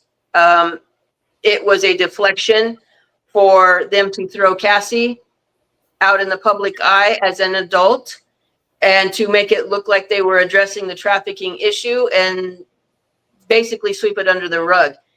If it was a legitimate trial, they would have called for the children, because Ali was not the only child there. They would have called for the children. They should have all the records and all the documents and all the footage. There is video footage and documents of all of that. Evil people that traffic and run in those circles, they keep what's called ledgers, and they keep extensive, better than anybody you can even imagine. They have everything saved, every video, every second of every interaction. They have it documented. They have down to what the kids were wearing. Like, they keep extreme details.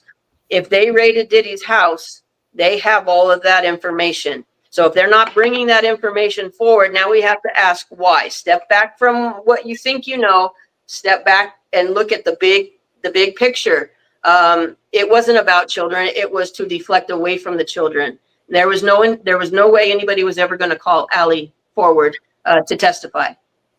Number one. Number two, it would have been a safety issue. It was a safety issue for Cassie. Cassie was being triggered, and her programming was being triggered sitting in front of him in court. As a pregnant woman. The fact that Maureen Comey allowed her to be face-to-face with him, they could have took her testimony off-site. They could have did it on a video. They could have did any other thing, but they put her in front of him to trigger her. You guys don't understand that because you don't understand the depth of the programming she went through. So already that tells me as a mom that she's not for Cassie. She has no regard for Cassie whatsoever. So am I to believe she would have any regard for Allie? No. I already know what's going on, and I already see that. I think I had mentioned that I wouldn't let Allie go. It's not because I'm controlling Allie or I'm trying to block anything. It's because I already see Maureen Comey's heart. I already see what she's doing to Kathy. Why would I allow her to do that to Allie? Or lack thereof. What kind of trauma do you think it would be that Allie was taken to a Diddy party, used as a party favor, raped repeatedly by numerous people at that party, raped by animals at that party, and now she has to sit in a courtroom? Court's already stressful enough, but now you got to sit face to face with him. Who would allow that? That's a ritual. That's a humiliation. That's a tactic. No, you guys aren't understanding the bigger picture. You got to step back. Don't just look at what's in the news and form an opinion of how you think things are. Things are not like that in this world we are talking about. You have to look at all sides of things. In order for me to keep Allie safe and protected from the evil, like I can't tell you how deep the evil runs. I have to look at all sides of a situation before we move an inch, if that makes sense. It does. Actually, you got me thinking, like, and I don't know, well, you know, I got this connection with y'all at this point, and I'm wondering, like, was that a whole situation just about maybe even Cassie's baby in that moment? Yes. Am I crazy? No, you're spot on. So the fear and the trauma that Cassie was sitting there with that baby, now they've already introduced trauma into the baby in the womb. They program people, they program kids in the womb. Before they even come out, they're already starting programming. And they've honed it to such a degree that they can traumatize her and it'll pass to the baby. So yeah, there's so many facets that you have to consider. The other thing was, he's part of the Black Panthers. He's arrested, but his family behind him are all Black Panthers. So if we were to make it into court, if she was able to sit across from him and give her testimony without more trauma and torture, when we walk out of that court, who do you think we're walking into? There are 1,000,001 facets that I have to consider. So why would I take her there? There was no justice that was ever going to come from that. You guys might not have seen that. You guys still might not understand the depth, but I see it because I've lived it for the last 15 years. It goes far deeper than anything. It goes far deeper than you can even fathom. Normal people can't fathom that depth of evil. Every day, I'm still stunned. There's something else more evil that we uncover, and things that unravel with her programming every day. I've not stopped free falling from the depth of the evil that we've encountered. So, hey, Mama, it's been 17 years. 17, 15. I know we're losing. We're lacking a few years in time. It's all been the last few years have been a blur. We weren't here. Look, NJ do the same thing. He be trying to, you know what I'm saying, correct me.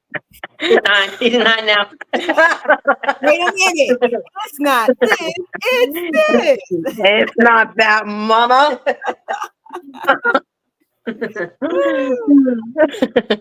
Speaking of babies, then this one says, sorry, I know my transitions are smooth, right?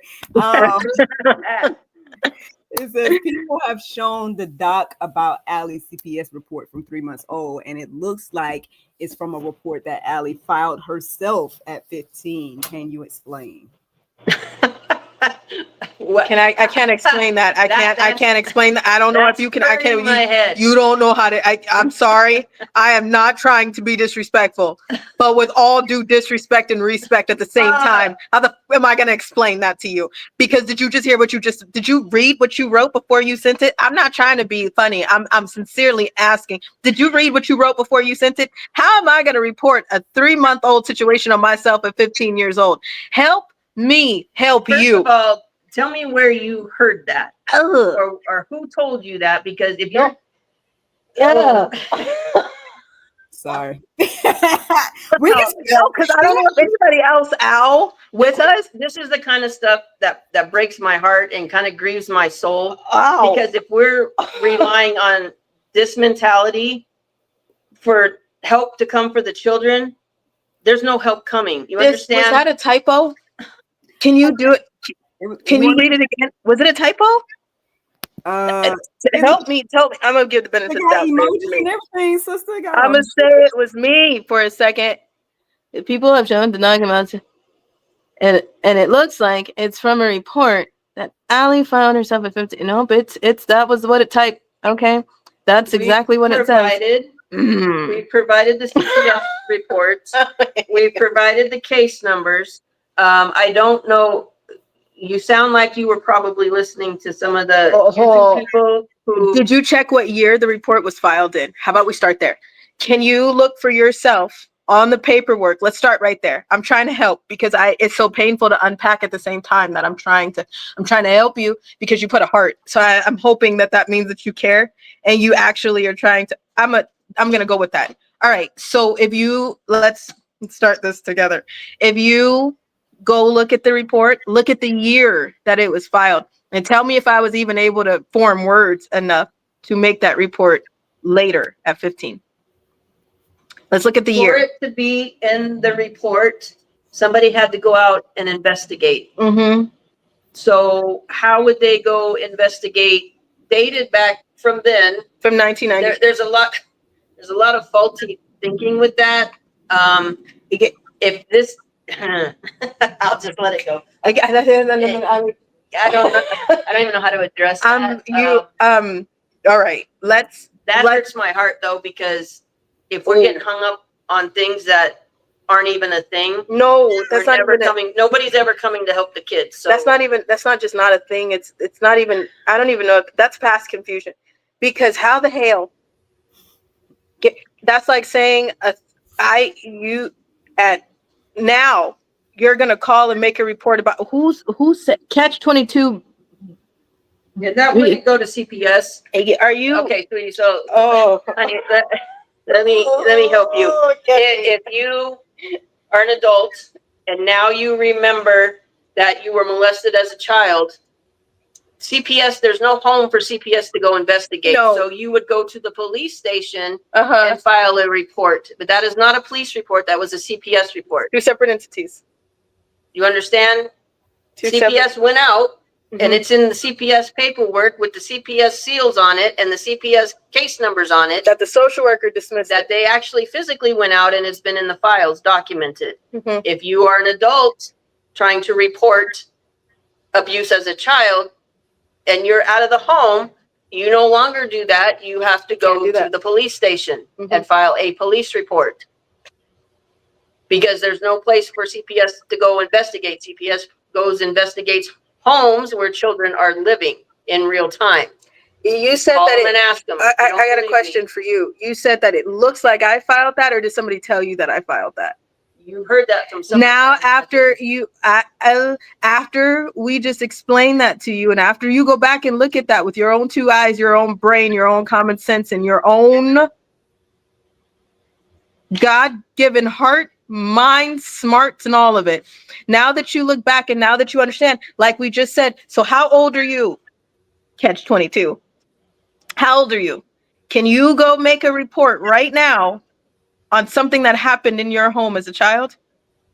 No. Call CPS. Call the 800 it. number and ask them. Say, I'm an adult. See what happens. I've been out of my home for so seriously 10 years. But I want to file a CPS report when I was 3 months old. See what happens and see what they tell you. They're probably going to tell you to go to the police station. They're going to say, we can't do anything because you're no longer... There's no home for them to investigate. We can't look at that. Right? So then they're going to say, if there's something that you want to put into a report, you could call your local police department. So how in the hell, catch 22, could I have done it? I'm gonna let you answer that because we can't. There's no more that we can do for you. I mean, this is what we're referring to, I guess. Yeah. So, I mean, I know when we did a deep dive on this for last Truth and Tinfoil. If you look right there in that little list at the bottom left corner, I'll read it because I know it's kind of small, but I mean, it does say State of California Health and Welfare Agency, and with that particular thing in question is the top one. And then there's multiple dates and then it says 1994 all the way to 06. So even if we do want to say Allie reported the first one herself, then what about all the rest? What about all the rest of the reports? What about the things that didn't get reported? That's I appreciate people's confidence in us that we are carrying this big narrative for the last 5 years, that we're keeping all these lies straight, that we're typing up fake. I appreciate your confidence, but I am too fucking tired. Sorry. I am too damn tired. Try not to cuss on America's platform. Whoever who posted that, you go try to type up this and imagine this fake report that makes sense, that follows a chronological order, that looks like a real you try it and tell me how much work that is. For what? We're not asking anybody for money, so it's not that. Like what? Some people are still not. Shelly never adopted her. I have given the case number to the court. You can go look it up yourself. You don't have to believe us and take the word that we're saying. I have told you several times that this is my mama.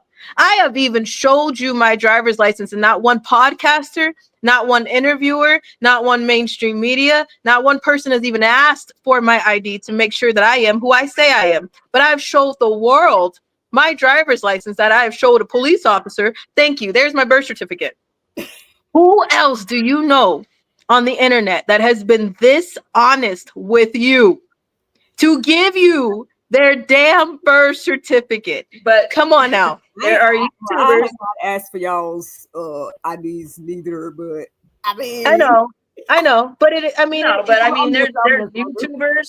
YouTubers that are spending hours and hours and hours just berating and accusing and calling us liars and trying to slander and say we didn't do this and the birth certificate's not real. Not once have they asked for an ID. Not once have they bothered to call the courts to look up the adoption papers. How dare you? Like, go ahead. Can't do that because your narrative falls apart. Yeah. And the people that are following this fake narrative, the people who are following these predators, when you realize how much you've been played by the person you're listening to, you're the one who's going to feel dumb. There's my exit paper from the Department of Child Services.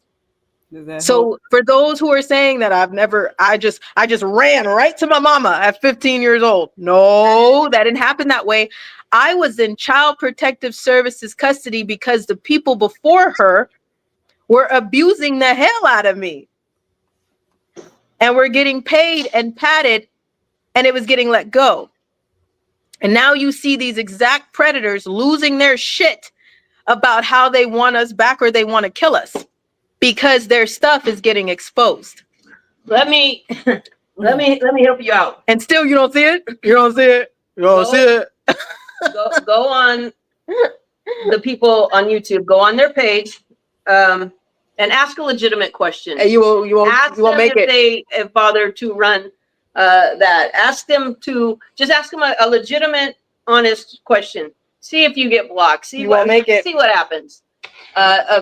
3 strategically placed questions pertaining to the truth will unravel their whole narrative. Somebody should be able to ask. There should be so much transparency. As much transparency as we're giving, how come there's not that much transparency on any other side?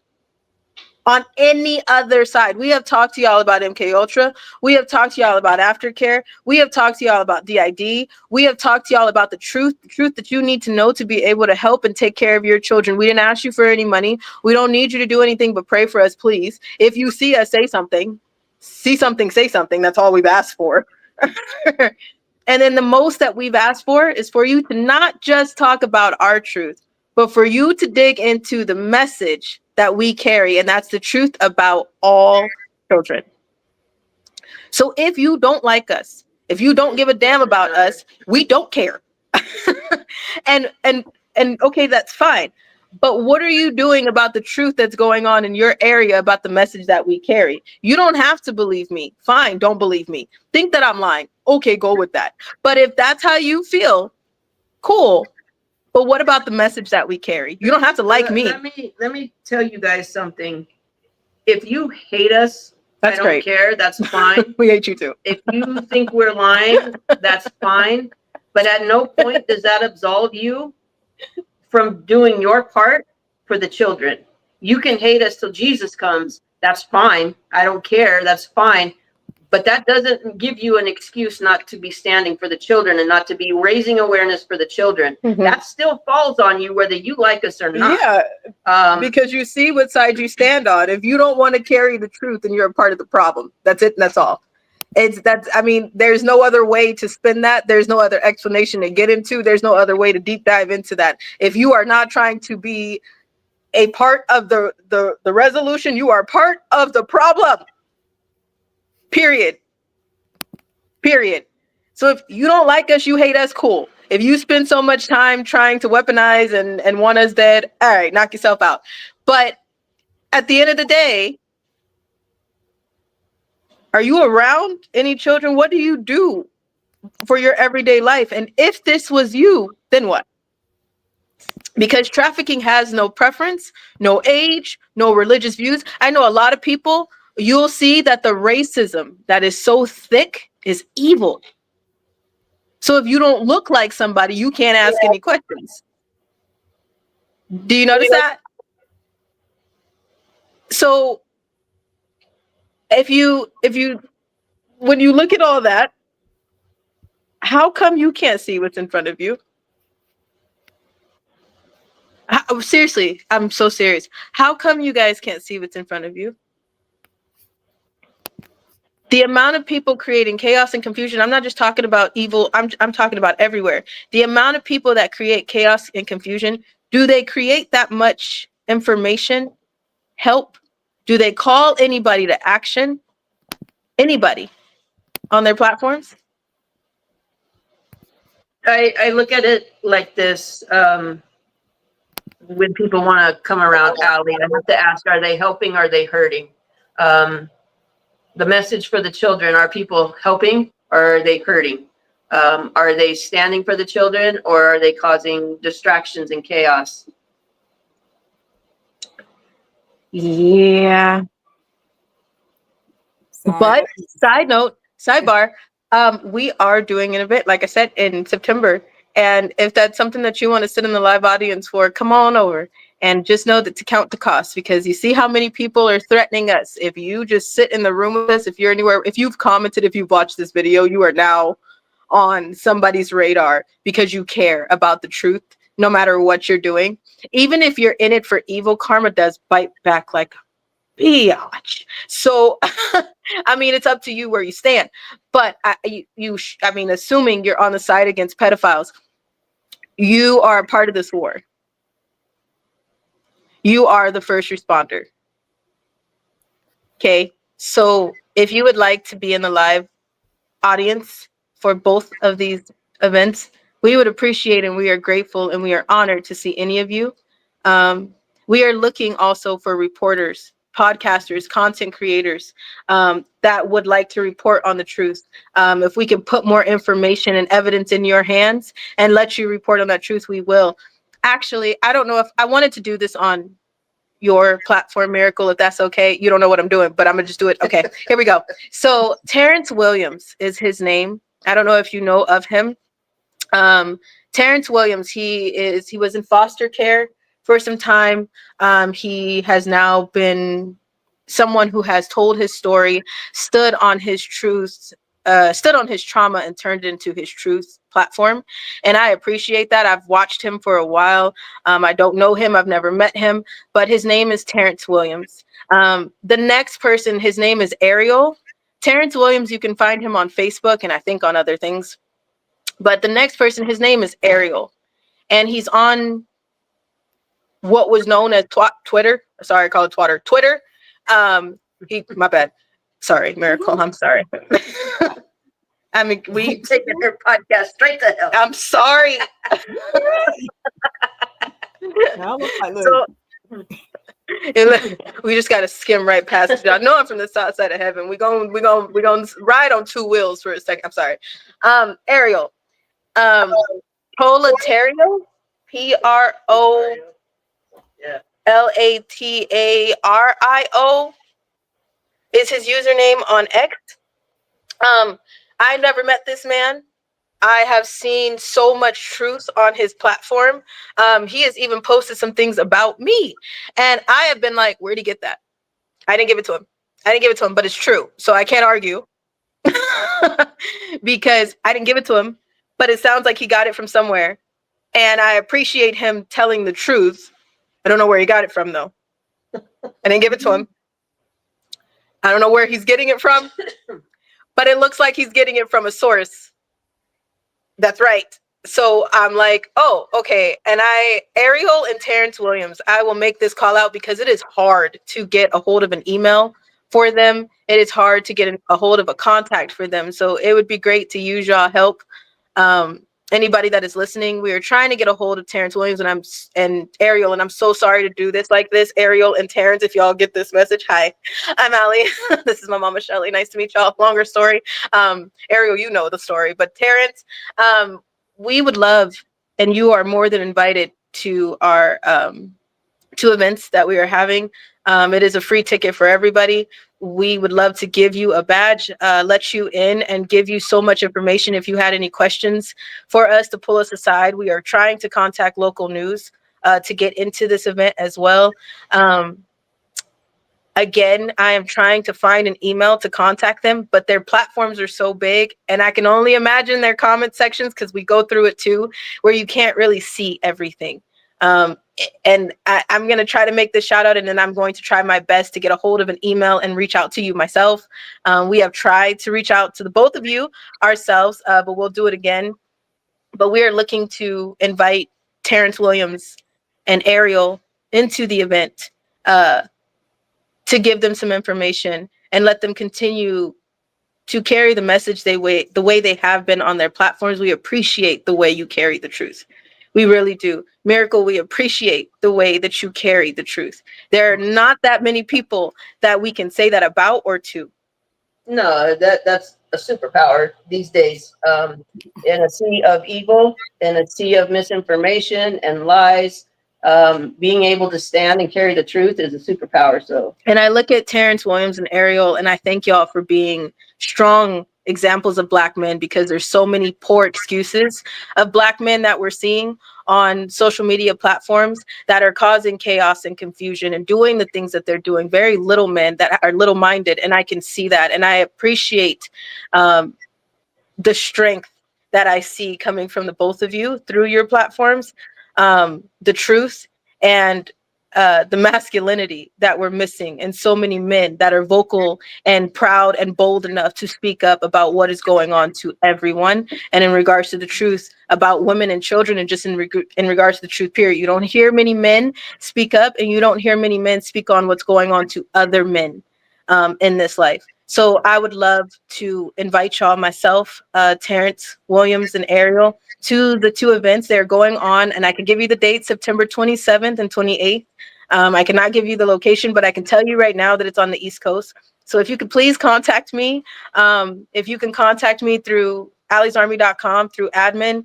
The admin, I'm calling admin, they are not white hats, they are everyday people. I know y'all probably get this mess too, but they are just everyday people, everyday mothers, fathers, grannies, grandpas, aunties and uncles, aunties and all that, friends that just want to help with the truth.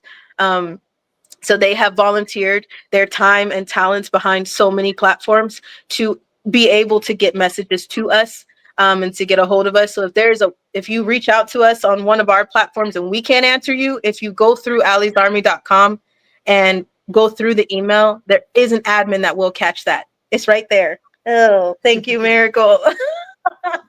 It's right there, left-hand corner. It's on my side, so I don't know. But please reach out to us. And anybody who is a reporter, and I mean an honest reporter, if you are willing to travel, it is on the East Coast. If you are already in the area, it is in the East Coast. And I would really appreciate so many people, even if you have a platform of 2, anybody who is willing to sit there and help us carry the truth.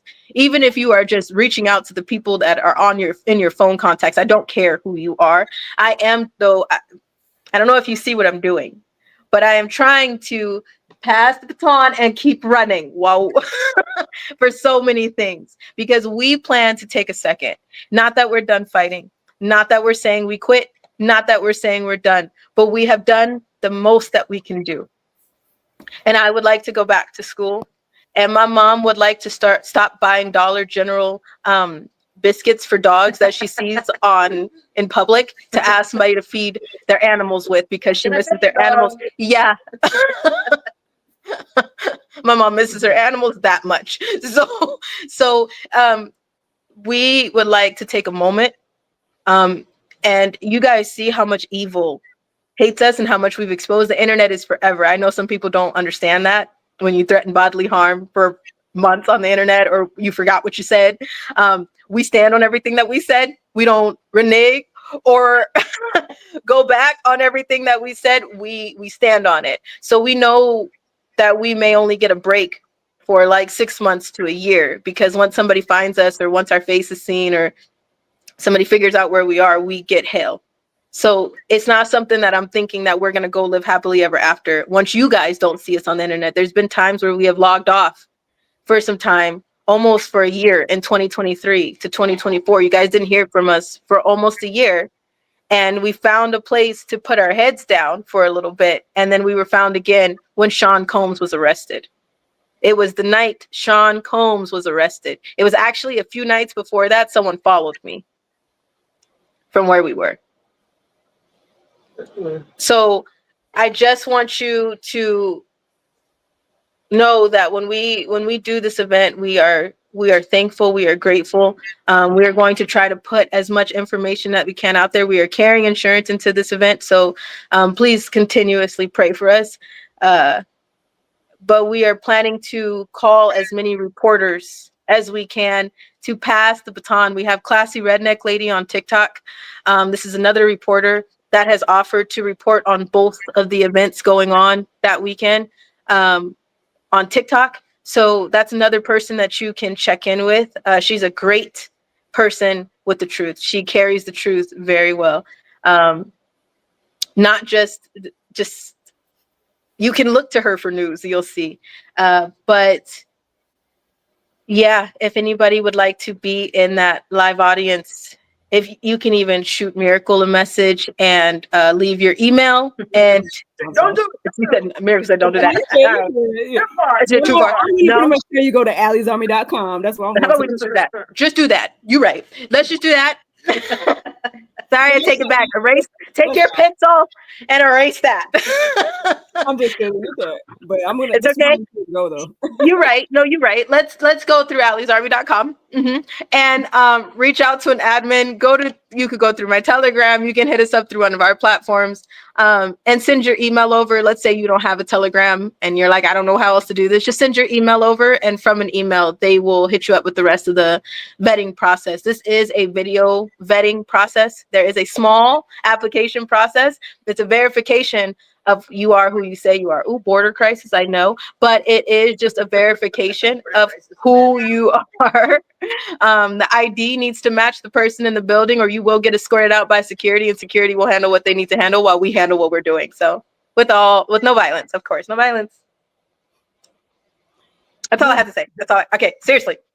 Can I address one question I saw come through real quick? It's on Fritz Springmeier. Did I learn about what I needed to do for Allie about Fritz Springmeier? Hello, Predator. Springmeier is a yeah, I don't even have words. He wrote extensively on the MK Ultra programming.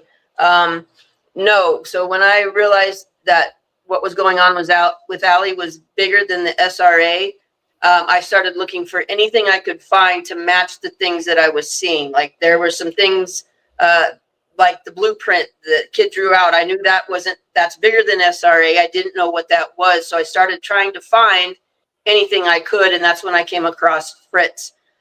He was a wealth of information. I don't think he's on the internet anymore. I don't know if you can still get his books. But he was a wealth of information, huge books that broke down the MK Ultra. In his books, there was no solutions. It was not, if you see this, then do that.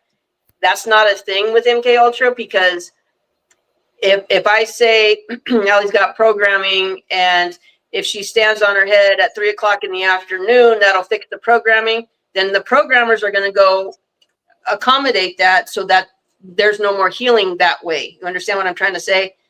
They will move. If you say I did this to help, then they'll move to put programming in place that will block that. So there is no like do this and that.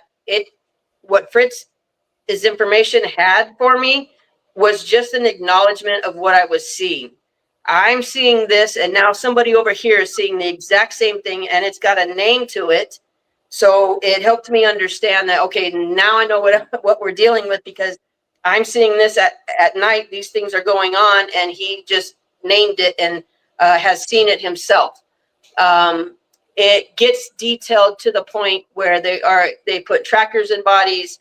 They have things in different parts of their body, like when I said that they can be triggered with a code or a number or a phrase. There's parts of the body that can be touched that offer that same trigger. So it wasn't that I didn't learn any solutions of what to do. I just learned that, yes, this is a problem, basically. But if you have a chance to find his information, they're thick. There's several thick books, insight into Illuminati mind control programming and deeper insights into programming. Get a hold of that. You'll be surprised. It links in Hollywood. It links in our government. It links to the child trafficking. It links to all that stuff and tells you in detail what it is, down to trackers, frequencies, all the different things that they do. So yeah, that's the answer to that question. I do not think I am Fritz Springmeier. I'm just trying to help my kid. There's another question from the person we were talking to earlier. Has another question. I know a lot of you guys are asking questions in the regular comments as well. We got some admins, so hopefully they can help answer some of those questions and whatnot. But this one says the foster family, and then, I don't know if you want to address this, sister, but it's up to you. It says the foster family, the one you married, the mom, dad, and son, and they SA'd you. Did you report the sister they killed and put in the shed to the police? Who, Emily? Yeah, I think that's what they're talking about. Oh, we're talking about Emily? Zach and Aaliyah. Yeah, Emily. Yeah, Emily. No, I did that. I did that. And my social workers told me to stop telling on people. Her name was Emily. Emily is her name. She's from East. She was from Eastvale. Emily was her name. Yeah, I did that. Any other questions, Catch 22? Short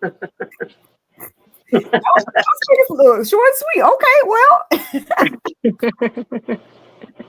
Oh, good. Well, I mean,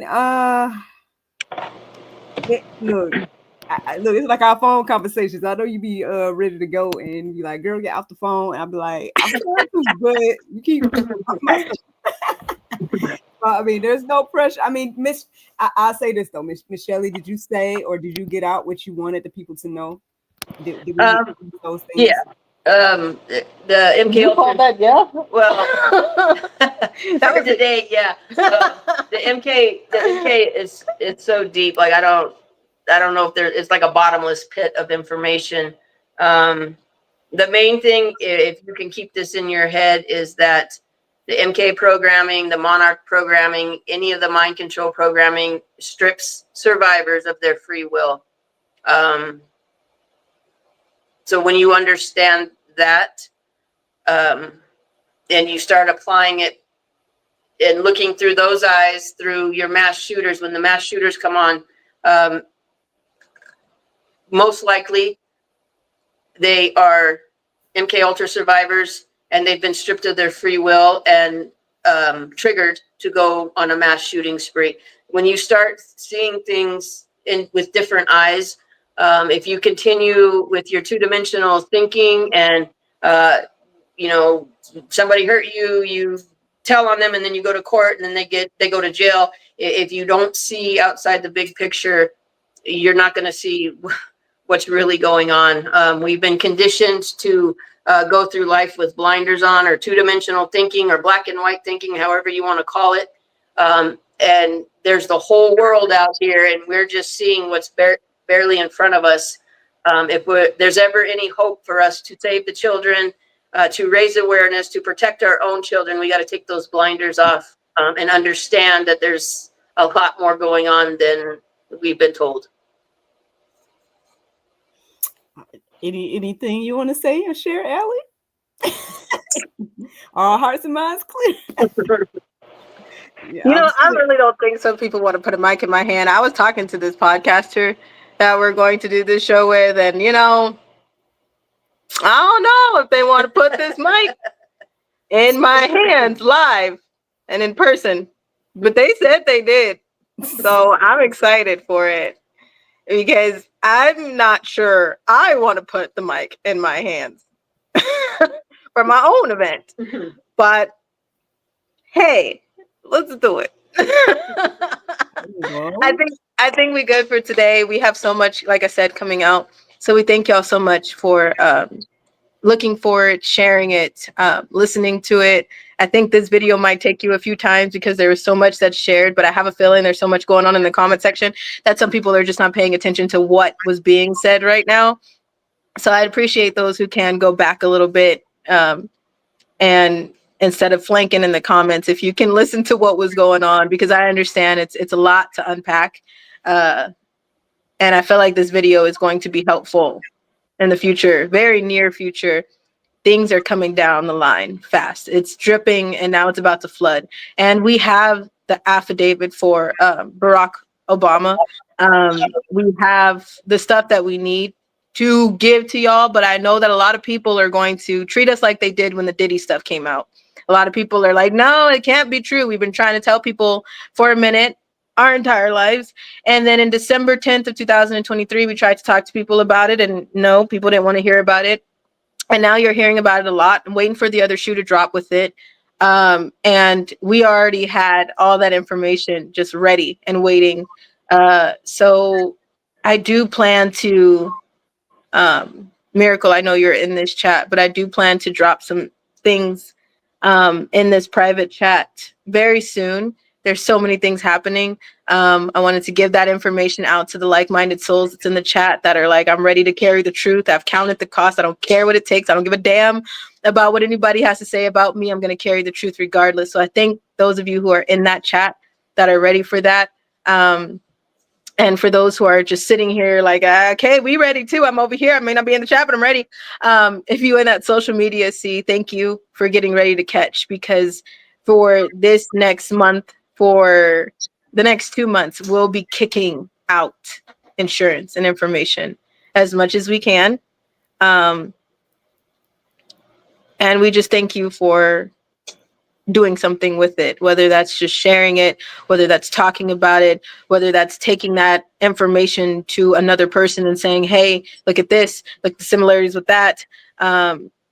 If you're somebody in verifiable authority or power that can do something with the information that we kick out in the next 2 months, thank you for contacting us, because we have reached out and we have said that we will hand things over to people who are trustworthy or who are in a verifiable authority that can do something with it. So we will be kicking out a lot of documents and a lot of insurance. If there is someone who can do something with it, please contact us.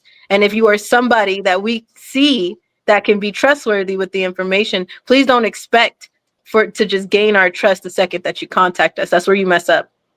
Don't do that. I'm just telling you right now, don't do that. We can hear how people are. We still on here. We can hear how people are behind us. They talk to us. It's easy to take for you to trust me. Oh, okay. I got you.